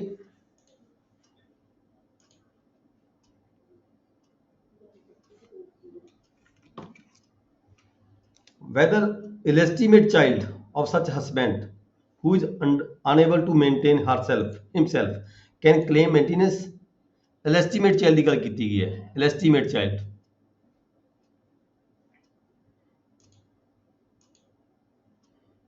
ਕੀ illegitimate child ਜਿਹੜਾ ਹੈਗਾ ਕਲੇਮ ਕਰ ਸਕਦਾ ਹੈ ਮੇਨਟੇਨੈਂਸ ਮੈਨੂੰ ਦੱਸਣਗੇ ਡਿਸਟ੍ਰਿਕਟ ਇੱਕ ਮਿੰਟ ਜੀ ਡਿਸਟ੍ਰਿਕਟ ਫਤਿਹਗੜ੍ਹ ਚਾਈਲਡ ਦੋ ਤਰ੍ਹਾਂ ਦੇ ਹੁੰਦੇ ਇਲੈਸਟੀਮੇਟ ਤੇ ਇਲੈਸਟੀਮੇਟ ਠੀਕ ਹੈ ਇਲੈਸਟੀਮੇਟ ਚਾਈਲਡ ਕੀ ਕਲੇਮ ਕਰ ਸਕਦਾ ਹੈ ਮੇਨਟੇਨੈਂਸ ਡਿਸਟ੍ਰਿਕਟ ਫਤਿਹਗੜ੍ਹ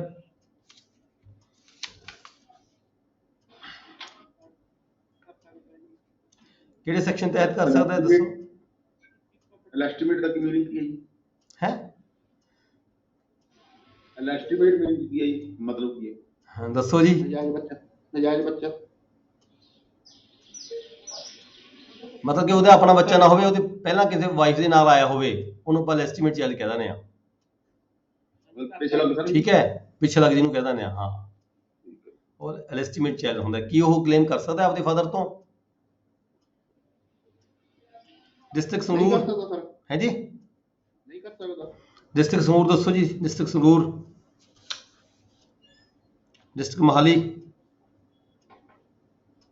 ਸੈਕਸ਼ਨ 125 ਦੀ ਸੀ ਚਾਹੀਦਾ ਬਿਲਕੁਲ ਠੀਕ ਹੈ ਹਿਸ ਐਸਟੀਮੇਟ ਦੇਖੋ ਹਾਂ if any person having sufficient means neglect ਕਰਦਾ ਹੈ ਜਾਂ ਰਿਫਿਊਜ਼ ਕਰਦਾ ਹੈ ਮੇਨਟੇਨ ਕਰਨ ਤੋਂ ਕਿਹਨੂੰ his legitimate ਔਰ illegitimate child ਚਾਹੇ ਬੱਚਾ ਉਹਦਾ legitimate ਹੋਵੇ ਚਾਹੇ illegitimate ਹੋਵੇ not being a married daughter ਪਰ ਇਹ 'ਚ married daughter ਕਵਰ ਨਹੀਂ ਹੁੰਦੀ ਠੀਕ ਹੈ ਜੇ ਲੜਕੀ ਦੀ ਮੈਰਿਜ ਹੋ ਗਈ ਤਾਂ ਉਹ ਕਵਰ ਨਹੀਂ ਹੁੰਦੀ who has attained majority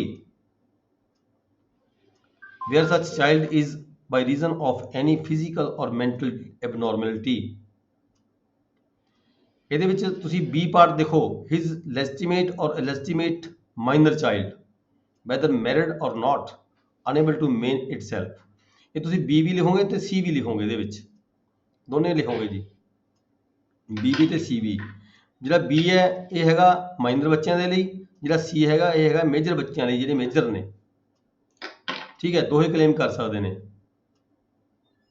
ਜਿਹੜਾ ਮੇਜਰ ਬੱਚਾ ਹੈ ਉਹ ਕਲੇਮ ਕਰ ਸਕਦਾ ਪਰ ਜਦੋਂ ਉਹ ਕਮਾਉਣ ਦੇ ਯੋਗ ਨਾ ਹੋਵੇ ਫਿਜ਼ੀਕਲੀ ਤੌਰ ਤੇ ਜਾਂ ਮੈਂਟਲੀ ਤੌਰ ਤੇ ਐਬਨੋਰਮਲ ਹੋਵੇ ਅਨਏਬਲ ਟੂ ਮੇਨਟੇਨ ਇਟਸੈਲਫ ਠੀਕ ਹੈ ਜੀ ਤਾਂ ਉਹ ਮੇਜਰ ਬੱਚਾ ਵੀ ਲੈਸਟੀਮੇਟ ਹੋਵੇ ਚਾਹੇ ਇਲੈਸਟੀਮੇਟ ਹੋਵੇ ਉਹ ਵੀ ਕਲੇਮ ਕਰ ਸਕਦਾ ਹੈ ਤੇ ਮਾਈਨਰ ਬੱਚਾ ਜਿਹੜਾ ਲੈਸਟੀਮੇਟ ਤੇ ਇਲੈਸਟੀਮੇਟ ਦੋਨੇ ਕਲੇਮ ਕਰ ਸਕਦੇ ਨੇ ਇਹਦਾ B ਤੇ C ਪਾਰਟ ਲਿਖੋਗੇ ਜੀ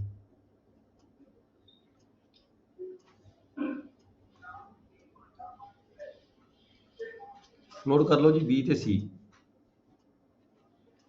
सेक्शन कितनी 125 whether illegitimate child of such husband who is unable to maintain himself can claim maintenance।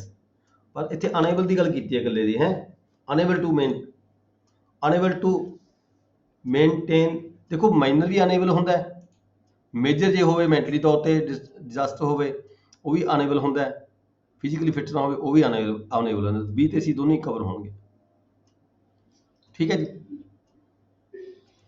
ਅਗਲਾ ਕੁਐਸਚਨ ਹੈਗਾ whether the father and mother who are unable to maintain themselves can claim maintenance and from which court and under what provisions of the criminal procedure code।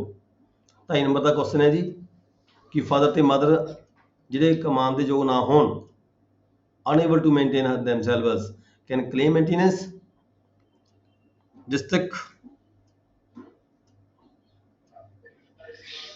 District Jalandhar.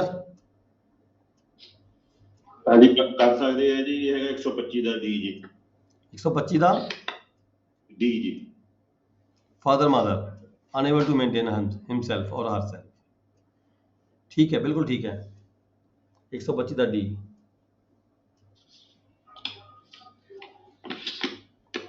2 number का question है जी and from which court and under what provision of criminal procedure code. Which court magistrate की court आ गई, which ही आ गया सारा कुछ ये। ठीक है जी। नेक्स्ट क्वेश्चन है when an executive magistrate can act to remove public nuisance on the public place. Question number 7 बहुत इंपॉर्टेंट है जी, तुहाडे नाल संबंधित हैगा। Question number 7 when an executive magistrate can act to remove public nuisance on the public place. ਮੈਨੂੰ district ਦੱਸਣਗੇ ਜੀ, ਮੈਂ ਜਿਹੜਾ ਪੁੱਛਾਂਗਾ ਉਹੀ ਦੱਸਣਗੇ। ਡਿਸਟ੍ਰਿਕਟ ਪਠਾਨਕੋਟ ਵਾਲਾ ਦੱਸਣਗੇ ਜੀ। ਡਿਸਟ੍ਰਿਕਟ ਪਠਾਨਕੋਟ 133 ਪਠਾਨਕੋਟ ਤੋਂ ਬੋਲ ਰਹੇ ਨੇ ਜੀ ਸਰ ਜੀ। ਕੌਣ ਬੋਲ ਰਹੇ ਸੀਗੇ? ਜਤਿੰਦਰ ਜੀ। ਜਤਿੰਦਰ ਜੀ। ਸੈਕਸ਼ਨ ਕਿਹੜਾ ਦੱਸਿਆ ਜੀ? Section 133 ਬਿਲਕੁਲ ਠੀਕ ਹੈ, ਕ੍ਰਿਮੀਨਲ ਪ੍ਰੋਸੀਜਰ ਕੋਡ। ਬਿਲਕੁਲ ਠੀਕ ਹੈ। ਗੁੱਡ ਰਾਈਟ, ਬਿਲਕੁਲ ਰਾਈਟ। ਜਿਹਦੇ ਵਿੱਚ ਕੋਈ ਆਮ ਤੌਰ ਤੇ ਆਪਾਂ ਯੂਟਿਲਾਈਜ਼ ਕਰਦੇ ਆ ਐਸਡੀਐਮ ਕੋਰਟ ਦੇ ਵਿੱਚ ਆਉਂਦੇ ਆ ਇਹ ਕੇਸ, ਜਦੋਂ ਕੋਈ ਬੰਦਾ ਕੋਈ ਰਸਤੇ ਨੂੰ ਕਿਸੇ ਪਬਲਿਕ ਪਲੇਸ ਨੂੰ ਕੋਈ ਨਿਊਸੈਂਸ ਕ੍ਰੀਏਟ ਕਰਦਾ ਹੈਗਾ। ਠੀਕ ਹੈ ਜੀ।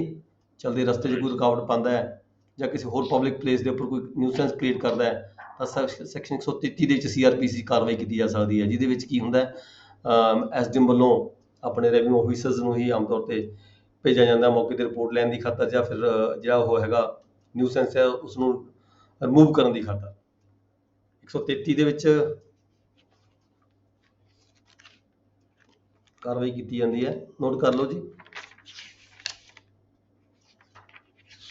ਤੁਸੀਂ ਦੇਖਦੇ ਹੋ ਆਮ ਤੌਰ ਤੇ ਖਾਲਾਂ ਦਾ ਰੌਲਾ ਪੈ ਜਾਂਦਾ, ਰਸਤੇ ਦਾ ਰੌਲਾ ਪੈ ਜਾਂਦਾ ਹੈ। ਠੀਕ ਹੈ। Conditional order for the removal of nuisance, public nuisance. ਠੀਕ ਹੈ ਜੀ। ਇੱਥੇ ਡੀਸੀ ਵੀ ਆਰਡਰ ਕਰ ਸਕਦਾ, ਐਸਡੀਐਮ ਵੀ ਆਰਡਰ ਕਰ ਸਕਦਾ ਹੈ, ਐਗਜ਼ੈਕਟਿਵ ਮੈਜਿਸਟਰੇਟ ਵੀ ਆਰਡਰ ਕਰ ਸਕਦਾ ਹੈ। ਇਹ ਤੁਹਾਡਾ ਕੁਐਸਚਨ ਨੰਬਰ 10 ਨੰਬਰ ਦਾ ਕੁਐਸਚਨ ਹੈ। ਇਹ ਸਾਰਾ ਕਵਰ ਹੁੰਦਾ ਜੀ।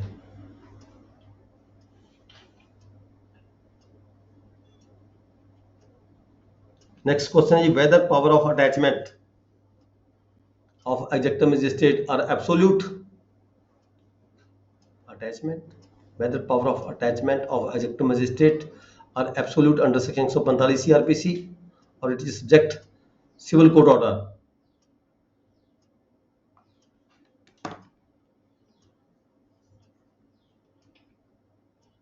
कितनी जगह? हाँ जी। ਕਿ ਐਗਜ਼ੈਕਟਿਵ ਮੈਜਿਸਟਰੇਟ ਦੀਆਂ ਅਟੈਚਮੈਂਟ ਦੀਆਂ ਤਾਕਤਾਂ ਜੋ ਧਾਰਾ 145 CRPC ਵਿੱਚ ਦਿੱਤੀਆਂ ਗਈਆਂ ਹਨ ਉਹ ਪੱਕੀਆਂ ਹਨ ਜਾਂ ਦੀਵਾਨੀ ਅਦਾਲਤ ਦੀ ਨਿਗਰਾਨੀ ਹੇਠ ਹੁਕਮ ਕਰ ਸਕਦੇ ਹਨ।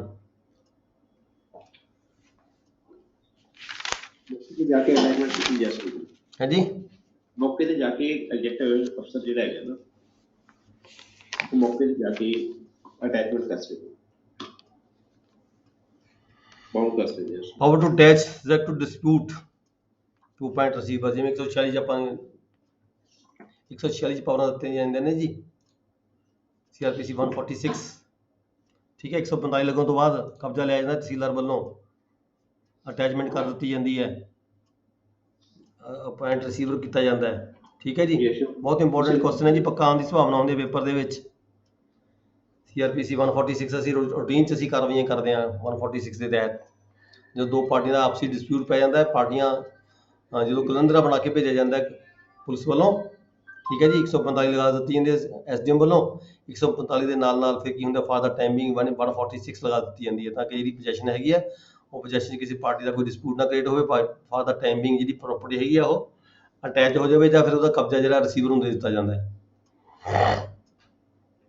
ਨੈਕਸਟ ਕੁਐਸਚਨ ਹੈ ਜੀ ਜੇਕਰ ਐਗਜ਼ੈਕਟਿਵ ਮੈਜਿਸਟ੍ਰੇਟ ਦੇ ਨੋਟਿਸ ਵਿੱਚ ਇਹ ਗੱਲ ਸਰ ਇੱਕ ਸੈਕੰਡ ਜੀ ਪਹਿਲੇ ਵਾਲਾ ਕੁਐਸਚਨ ਰਿਪੀਟ ਕਰਿਓ ਜਿਹੜਾ ਜੀ ਸਰ ਪਹਿਲਾਂ- ਹਾਂ ਇਹ ਕੀ ਨਹੀਂ ਬਣਾ ਸਰ ਜਿਹਨੂੰ ਪਾਵਰਾਂ ਪੱਕੀਆਂ ਨੇ ਜਾਂ ਸਿਵਲ ਕੋਡ ਦੇ ਅੰਦਰ ਕੰਮ ਕਰਦਾ ਦਵਾਨੀ ਦਾ ਕੁਐਸਚਨ ਸਰ ਇਹ ਦੇਖਣਾ ਕੁਐਸਚਨ ਯੈਸ ਇਹ ਦੇਖਿਓ ਮਾੜਾ ਜੀ whether the power of attachment of executive magistrate are absolute under section 145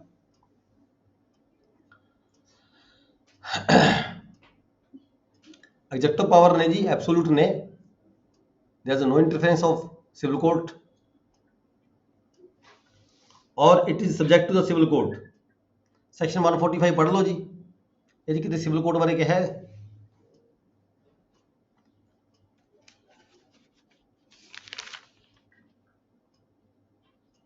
ਤੇ 146 ਦਾ ਸਰ नहीं 145 पढ़ो 145 ਹਾਂਜੀ ਸਰ 146 ਦਾ ਸੈਕੰਡ ਪਾਰਟ ਸੈਕੰਡ ਪਾਰਟ ਪੜਿਓ ਪਲੀਜ਼ ਦੇਖਿਓ ਸਰ ਇਹ ਹੋਊਗਾ ਇਸ ਕੁਐਸਚਨ ਦੇ ਲੱਗੂ when the magistrate attaches the subject of dispute he may if no receiver in relation to such subject of dispute has been appointed by the civil court make such arrangements as he considers proper for looking after the property or if he thinks fit appoint a receiver thereof who shall have subject to the control of the magistrate all the power of the receiver appointed under the code of civil procedure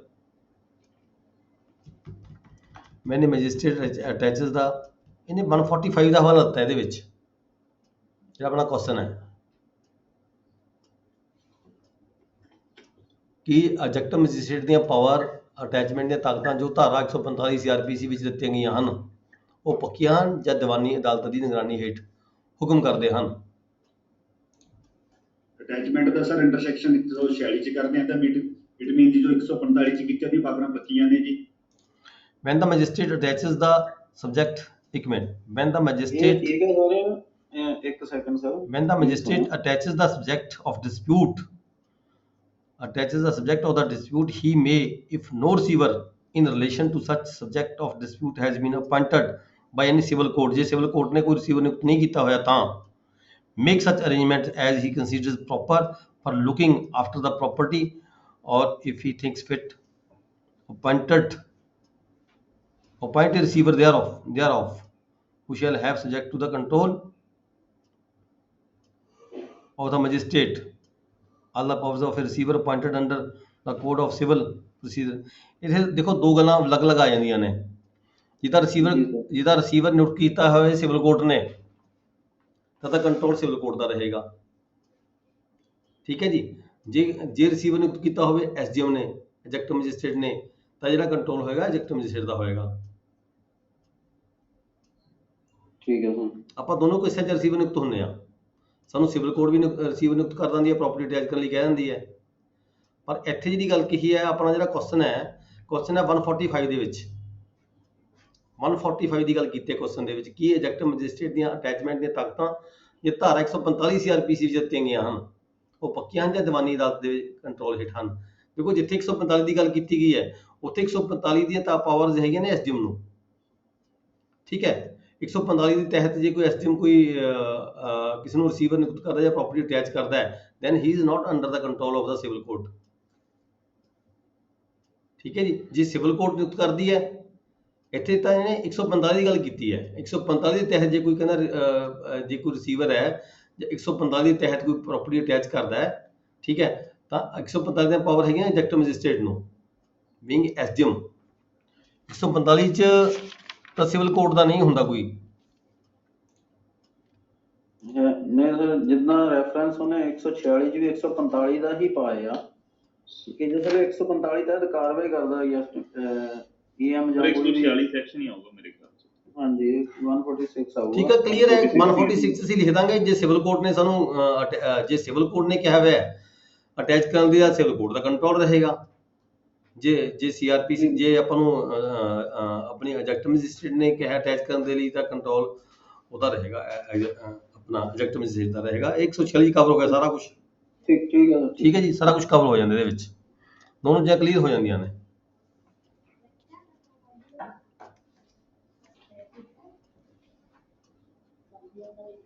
Next question, in case adjective magistrate find that one of the party was dispossessed immediately before his order, whether he can pass order to restore his possession?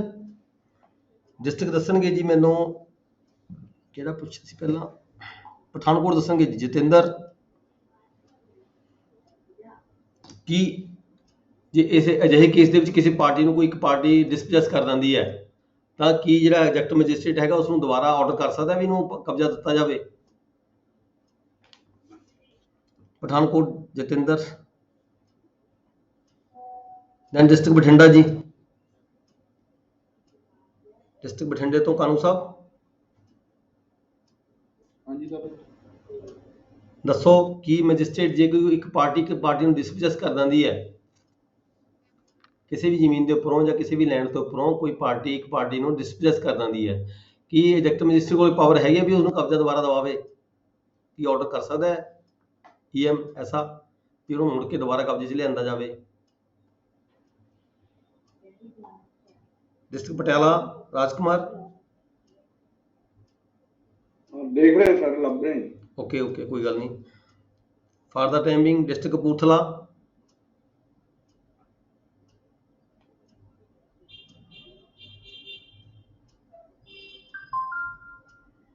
District Ropar.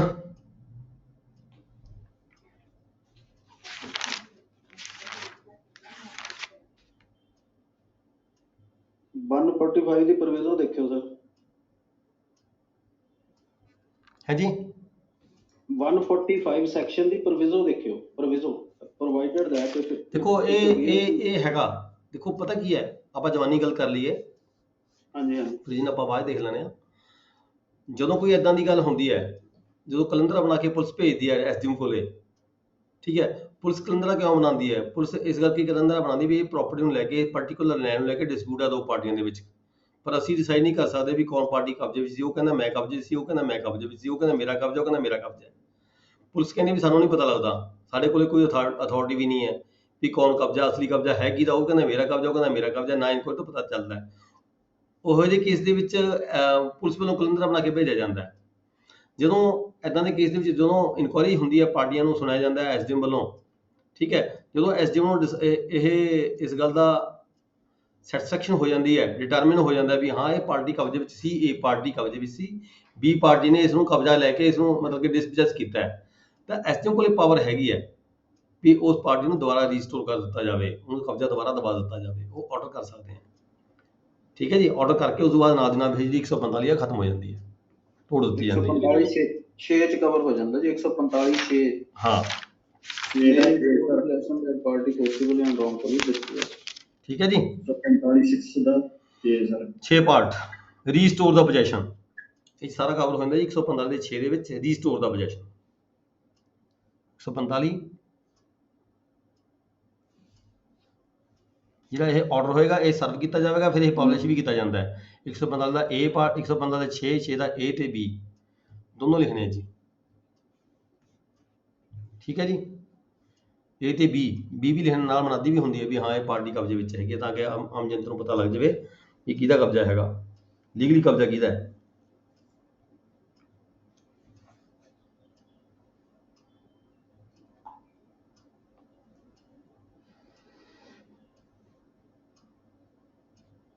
Next question है जी, question number 9, under what circumstances and under which provision an adjective magistrate can require security for keeping peace, and what is the maximum period of this provision? Security peace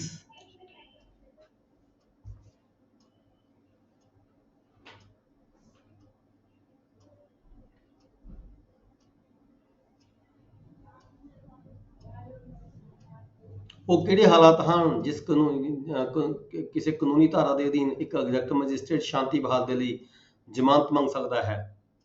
security ਮੰਗ ਸਕਦਾ, security for the piece. ਇਸ ਦੀ ਕਿੰਨੀ ਮਿਆਦ ਹੁੰਦੀ ਹੈ? ਦੱਸਾਂਗੇ ਜੀ। District Fatehgarh executive magistrate ਆਪਾਂ ਰੋਜ਼ ਹੀ ਕਰਦੇ ਹਾਂ ਜੀ। ਤੁਸੀਂ ਵੀ ਡੀਲ ਕਰੋਗੇ, ਇਹ ਜਿਹੜਾ ਸੈਕਸ਼ਨ ਹੈਗਾ ਤੁਹਾਡੇ ਹੁੰਦੇ ਵੀ ਆਏਗਾ ਫਿਰ ਜਦੋਂ ਤੁਸੀਂ ਕੰਮ ਕਰਨਾ ਹੈ। ਬੀਇੰਗ ਏ ਰੈਵਨਿਊ ਆਫਿਸਰ, ਬੀਇੰਗ ਏ ਐਗਜ਼ੈਕਟਿਵ ਮੈਜਿਸਟ੍ਰੇਟ ਦੀਆਂ ਪਾਵਰਸ ਯੂਟਿਲਾਈਜ਼ ਤੁਸੀਂ ਵੀ ਕਰੋਗੇ। ਇਸੇ ਸੈਕਸ਼ਨ ਦੇ ਤਹਿਤ ਤੁਸੀਂ ਵੀ ਕੰਮ ਕਰਨਾ ਹੈ। 107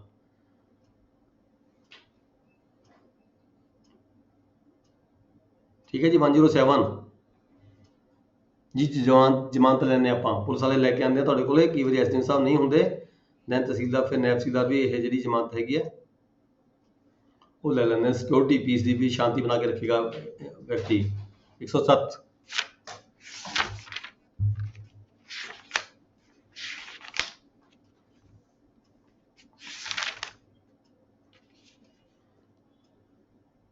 security for keeping piece in other cases. ਇੱਕ ਤਾਂ ਕਨਵਿਕਸ਼ਨ 'ਚ ਹੁੰਦੀ ਹੈ, ਜੇ ਕਿਸੇ ਨੂੰ ਸਜ਼ਾ ਹੁੰਦੀ ਹੈ ਤਾਂ ਵੀ ਸਿਕਿਉਰਿਟੀ ਲਈ ਜਾਂਦੀ ਹੈ ਜੀ। ਕਿਸੇ ਨੂੰ ਸਜ਼ਾ ਹੋ ਜਾਂਦੀ ਹੈ ਤਾਂ 106 ਸੈਕਸ਼ਨ ਹੈ। 106 ਦੇ ਵਿੱਚ ਜੱਜ ਜਦੋਂ ਜੱਜ ਕਿਸੇ ਨੂੰ ਸਜ਼ਾ ਅਨਾਉਂਸ ਕਰਦਾ ਜੀ, ਉਸੇ ਵੇਲੇ ਸਿਕਿਉਰਿਟੀ ਲੈ ਲਈ ਜਾਂਦੀ ਹੈ। ਉਸ ਤੋਂ ਵੀ ਤੁਸੀਂ ਅੱਗੇ ਫਰਦਰ ਤੁਸੀਂ ਜਿਹੜੀ ਹੈਗੀ ਸ਼ਾਂਤੀ ਬਣਾ ਕੇ ਰੱਖਣੀ ਹੈ, ਤੁਸੀਂ ਸਿਕਿਉਰਿਟੀ ਬੌਂਡ ਭਰਾਇਆ ਜਾਂਦਾ ਉਸ ਤੋਂ। 107 ਦੇ ਵਿੱਚ ਐਸਡੀਐਮ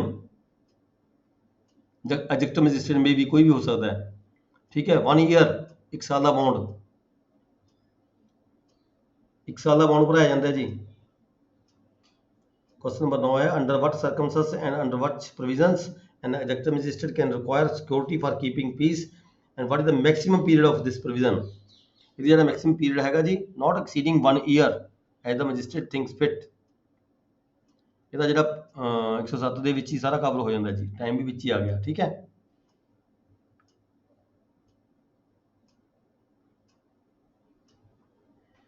ਨੈਕਸਟ ਕੁਐਸਚਨ ਹੈ ਜੀ, ਐਗਜ਼ੈਕਟਿਵ ਮੈਜਿਸਟ੍ਰੇਟ ਕਿਹੜੀ ਕਾਨੂੰਨ ਧਾਰਾ ਦੇ ਅਧੀਨ ਤੇ ਕਿਹੜੇ ਹਾਲਾਤ ਦੇ ਵਿੱਚ ਸ਼ੱਕੀ ਪੁਰਖਾਂ ਤੋਂ ਚੰਗੇ ਚਾਲ ਚੱਲਣ ਦੇ ਲਈ ਜ਼ਮਾਨਤ ਮੰਗ ਕਰ ਸਕਦਾ ਹੈ? ਇਹ ਤਾਂ ਹੋ ਗਿਆ ਤੁਹਾਡਾ 10 number.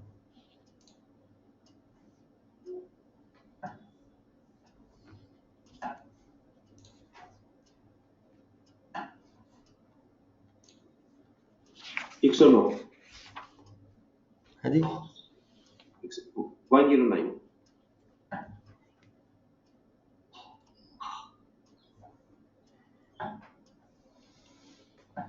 When an executive magistrate can ask for good behavior from the suspected person, good behavior from the suspected person and quote relevant provisions, and what is the maximum period of commencement of such order? कितनी देर तक यह order commencement रहेगी दी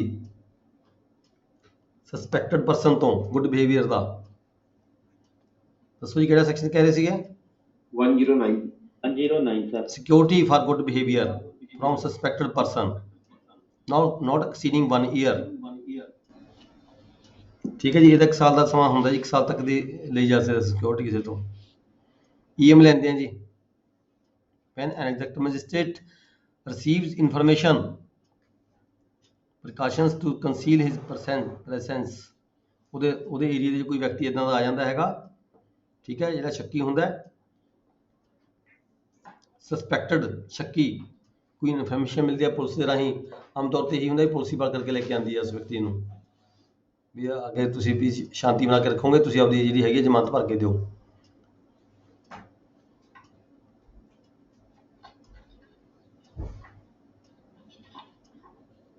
Good behavior from the suspected person and quote relevant provisions, what is the maximum period of the commencement of such order। ਠੀਕ ਹੈ ਜੀ, cover ਹੋ ਜਾਏਗਾ ਸਾਡਾ ਤੁਹਾਡਾ 109 ਦੇ ਵਿੱਚ। 109 ਦੇ ਵਿੱਚ 109 ਜੀ ਕਵਰ ਹੁੰਦਾ। 110 ਦਾ ਸਿਕਿਉਰਿਟੀ ਹੈਬਿਚੁਅਲ ਅਫੈਂਡਰ ਹੈਗਾ, ਠੀਕ ਹੈ, ਸ਼ੱਕੀ ਸਸਪੈਕਟਡ ਪਰਸਨ 109 ਚ ਆ ਜਾਂਦਾ ਹੈ।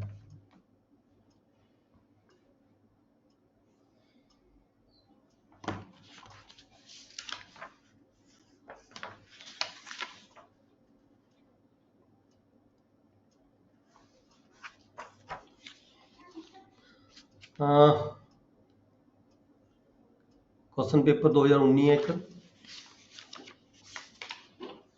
ये कर लिए ਆਪਾਂ।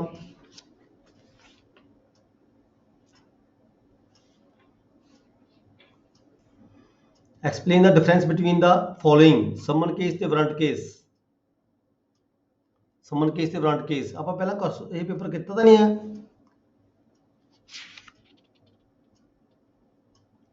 pleader and public prosecutor inquiry investigation ਇਹ ਕਰ ਲਿਆ ਸੀਗਾ। ਪੁਲਿਸ ਰਿਪੋਰਟ ਤੇ complaint, who are entitled for the maintenance, ਇਹ ਤਾਂ ਆਪਾਂ ਕੁਐਸਚਨ ਪੇਪਰ ਕਰ ਚੁੱਕੇ ਸੀ ਪਹਿਲਾਂ।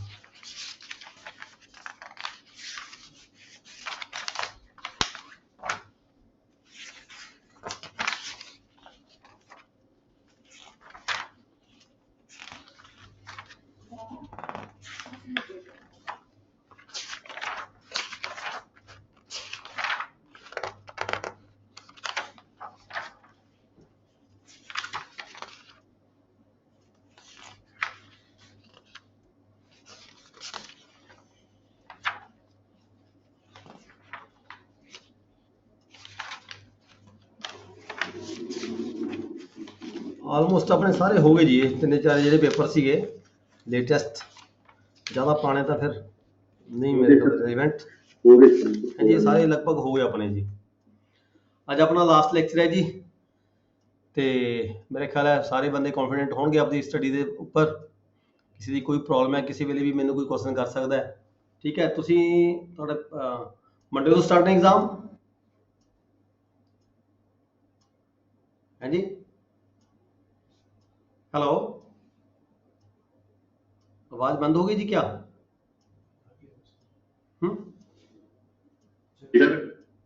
मैं क्या एग्जाम मंडे को स्टार्ट है जी?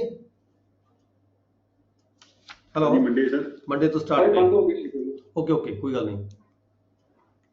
कि मेरे ख्याल एक दो दिन पहले जाओगे भी सारे, सैटरडे जाओगे, कल जाना है सारे ने या परसों? है जी,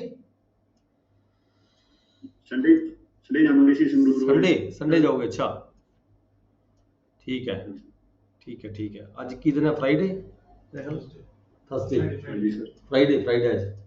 ठीक है, ਹੁਣ ਕੱਲ੍ਹ ਦਾ ਦਿਨ ਤੁਹਾਡੇ ਕੋਲ ਹੈਗਾ, ਤੁਸੀਂ ਪੂਰਾ ਤਿਆਰੀ ਕਰੋ ਆਪਣੇ ਹਿਸਾਬ ਨਾਲ, ਇੰਡੈਕਸ ਦੇਖੋ ਸਾਰੇ ਜਣੇ।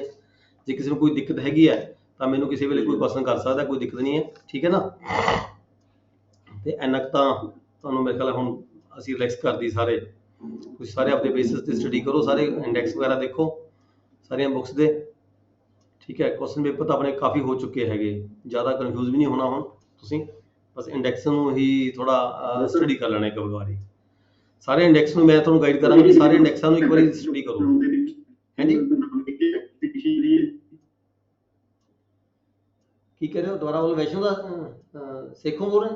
ਯਾਦਵਿੰਦਰ? ਹਾਂਜੀ, ਕੀ ਕਹਿ ਰਹੇ ਹੋ? ਇਹੀ ਸੀਗਾ ਸਰ ਵੀ ਜਿੱਥੇ ਉਹਨਾਂ ਉੱਥੇ ਦੇ ਬੰਦੇ ਸਟੈਂਪੈਕਚੁਅਲ ਫੋਲੋ ਵੀ ਕੀਤੇ ਸਾਰੇ। ਤੁਹਾਡੀ ਆਵਾਜ਼ ਮੈਨੂੰ ਕਲੀਅਰ ਨਹੀਂ ਆ ਰਹੀ, ਦੁਬਾਰਾ ਬੋਲੋ। ਆਨਸਰ ਐਕਟ ਦੇ ਵਿੱਚ ਹੀ ਦੇ ਦਈਏ ਸਰ? ਹਾਂ, ਜਿੱਥੇ ਤੁਹਾਨੂੰ ਕੁਐਸਚਨ ਮੈਨੂਅਲ 'ਚ ਨਹੀਂ ਹੈਗਾ, ਤੁਹਾਡੇ ਸਬਜੈਕਟ ਦੇ ਵਿੱਚ, ਤੁਹਾਡੇ ਸਿਲੇਬਸ ਦੇ ਵਿੱਚ ਮੈਨੂਅਲ ਦਿੱਤੀ ਵੀ ਇਕੱਲੀ ਸਟੈਂਪ ਮੈਨੂਅਲ ਵੀ ਹੈ ਤੇ ਰਜਿਸਟ੍ਰੇਸ਼ਨ ਮੈਨੂਅਲ ਵੀ ਹੈ। ਠੀਕ ਹੈ, ਜੇ ਤੁਹਾਨੂੰ ਕੁਐਸਚਨ ਨਹੀਂ ਮਿਲਦਾ ਮੈਨੂਅਲ ਦੇ ਵਿੱਚੋਂ ਤਾਂ ਤੁਸੀਂ ਐਕਟ ਨਾਲ ਲੈ ਜਾਓ ਜੀ। ਉਦੋਂ ਤੁਸੀਂ ਦੋਨੇ ਸਟੈਂਪ ਐਕਟ ਵੀ ਤੇ ਰਜਿਸਟ੍ਰੇਸ਼ਨ ਐਕਟ ਵੀ ਨਾਲ ਲੈ ਕੇ ਜਾਓ ਪੇਪਰ ਦੇ ਵਿੱਚ, ਕਿਉਂਕਿ ਤੁਹਾਡੇ ਜਿਹੜੇ ਕੁਐਸਚਨ ਆਉਂਦੇ ਆ ਉਹ ਜ਼ਿਆਦਾ ਐਕਟ ਦੇ ਵਿੱਚੋਂ ਆਉਂਦੇ ਨੇ। ਠੀਕ ਹੈ, ਕੋਸ਼ਿਸ਼ ਕਰੋ ਮੈਨੂਅਲ 'ਚੋਂ ਪੇਪਰ ਦੇ ਆਨਸਰ ਦੇਣ ਦੀ। ਜੇ ਮੈਨੂਅਲ 'ਚ ਆਨਸਰ ਨਹੀਂ ਮਿਲਦਾ ਤਾਂ ਤੁਸੀਂ ਐਕਟ 'ਚੋਂ ਆਨਸਰ ਦੇ ਦਿਓ। ਠੀਕ ਹੈ ਜੀ, ਤੇ ਇਹ ਜਿਹੜਾ ਤੁਹਾਡੇ ਕੋਲ ਕੱਲ੍ਹ ਦਾ ਦਿਨ ਹੈਗਾ, ਕੱਲ੍ਹ ਦੇ ਦਿਨ ਤੁਸੀਂ ਆਪਦੇ ਇਕੱਲੇ ਇੰਡੈਕਸ ਪੜ੍ਹੋ, ਸਾਰੇ ਇੰਡੈਕਸ ਸਾਰੇ ਪੜ੍ਹੋ, ਇੰਡੈਕਸ ਸਾਰੇ ਪੜ੍ਹੋ ਜੀ। ਹੁਣ ਕੁਐਸਚਨ ਪੇਪਰ ਬੇਸ਼ੱਕ ਨਾ ਕਰੋ, ਹੁਣ ਤੁਸੀਂ ਇੰਡੈਕਸ ਪੜ੍ਹੋ ਇੱਕ ਵਾਰੀ ਸਾਰੇ। ਇੰਡੈਕਸਾਂ ਨੂੰ ਤੁਸੀਂ ਆਪਦੇ ਚੈਪਟਰਾਂ 'ਚ ਵੰਡ ਲਓ, ਚੈਪਟਰ ਬਣਾ ਲਓ ਵੱਖਰੇ ਵੱਖਰੇ, ਕਿਹੜੇ ਚੈਪਟਰ 'ਚ ਕੀ ਹੈ, ਕਿਹੜੇ ਚੈਪਟਰ 'ਚ ਕੀ ਕੁਛ ਹੈਗਾ। ਠੀਕ ਹੈ ਜੀ, ਮੇਰੀਆਂ ਤੁਹਾਨੂੰ ਸਾਰਿਆਂ ਨੂੰ ਬੈਸਟ ਵਿਸ਼ੇਸ ਹੈਗੀਆਂ ਜੀ, ਤੁਹਾਡੇ ਸਾਰਿਆਂ ਦੇ ਪੇਪਰ ਵਧੀਆ ਤਰੀਕੇ ਦੇ ਨਾਲ ਹੋਣ।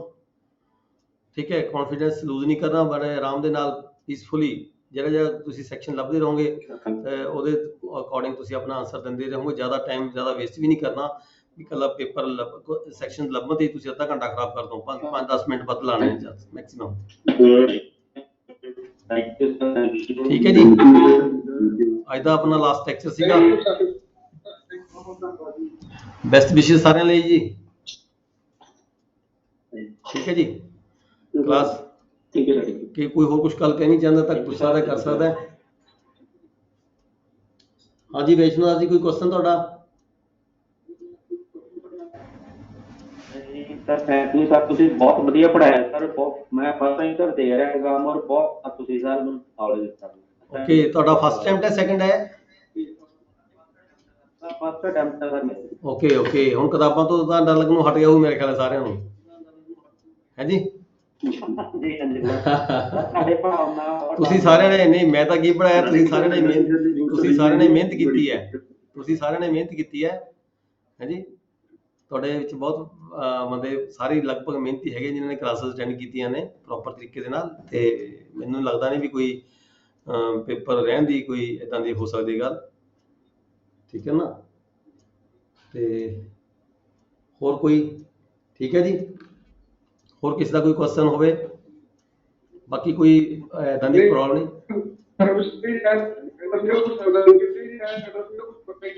ਰਾਜ ਕੁਮਾਰ ਲੱਗੇ ਸਮਝਿਆ ਲੱਗੇਗਾ ਨਾ, ਅगर सर का पता नहीं, हम पढ़ के पता चलेगा, कैसा पता नहीं, हम पढ़ के पता लगेगा 2-3 महीने। ਹਾਂ, ਪੜ੍ਹ ਕੇ ਪਤਾ ਲੱਗਦਾ ਹੈ। ਬਹੁਤ ਸਾਰੇ ਕੰਮ ਅਸੀਂ ਕਰਦਾ ਰਹੇ ਹੁੰਦੇ ਆ, ਕੰਮ ਅਸੀਂ ਕਰ ਰਹੇ ਹੁੰਦੇ ਹਾਂ ਰੂਟੀਨ ਦੇ ਵਿੱਚ, ਪ੍ਰੈਕਟੀਕਲ ਵੀ ਕਰ ਰਹੇ ਹੁੰਦੇ ਆ, ਪਰ ਸਾਨੂੰ ਇਹ ਨਹੀਂ ਪਤਾ ਹੁੰਦਾ ਵੀ ਅਸੀਂ ਕਿਹੜੇ ਬੁੱਕ ਦੇ ਬੇਸ ਤੇ ਕਰ ਰਹੇ ਹਾਂ, ਕਿਹੜੇ ਕਾਨੂੰਨ ਦੇ ਬੇਸ ਤੇ ਕਰ ਰਹੇ ਹਾਂ।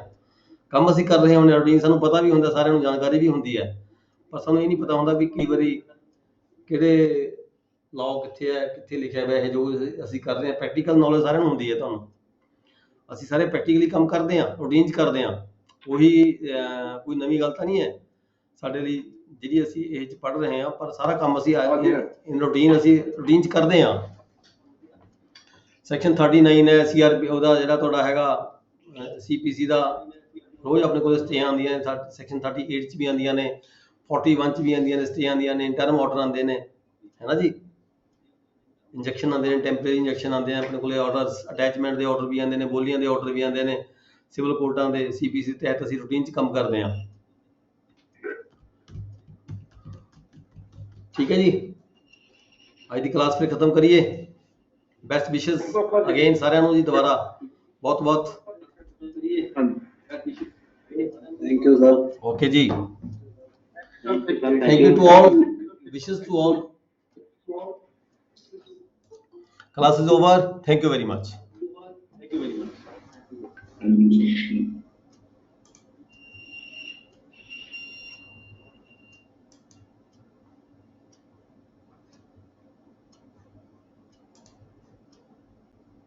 Thank you.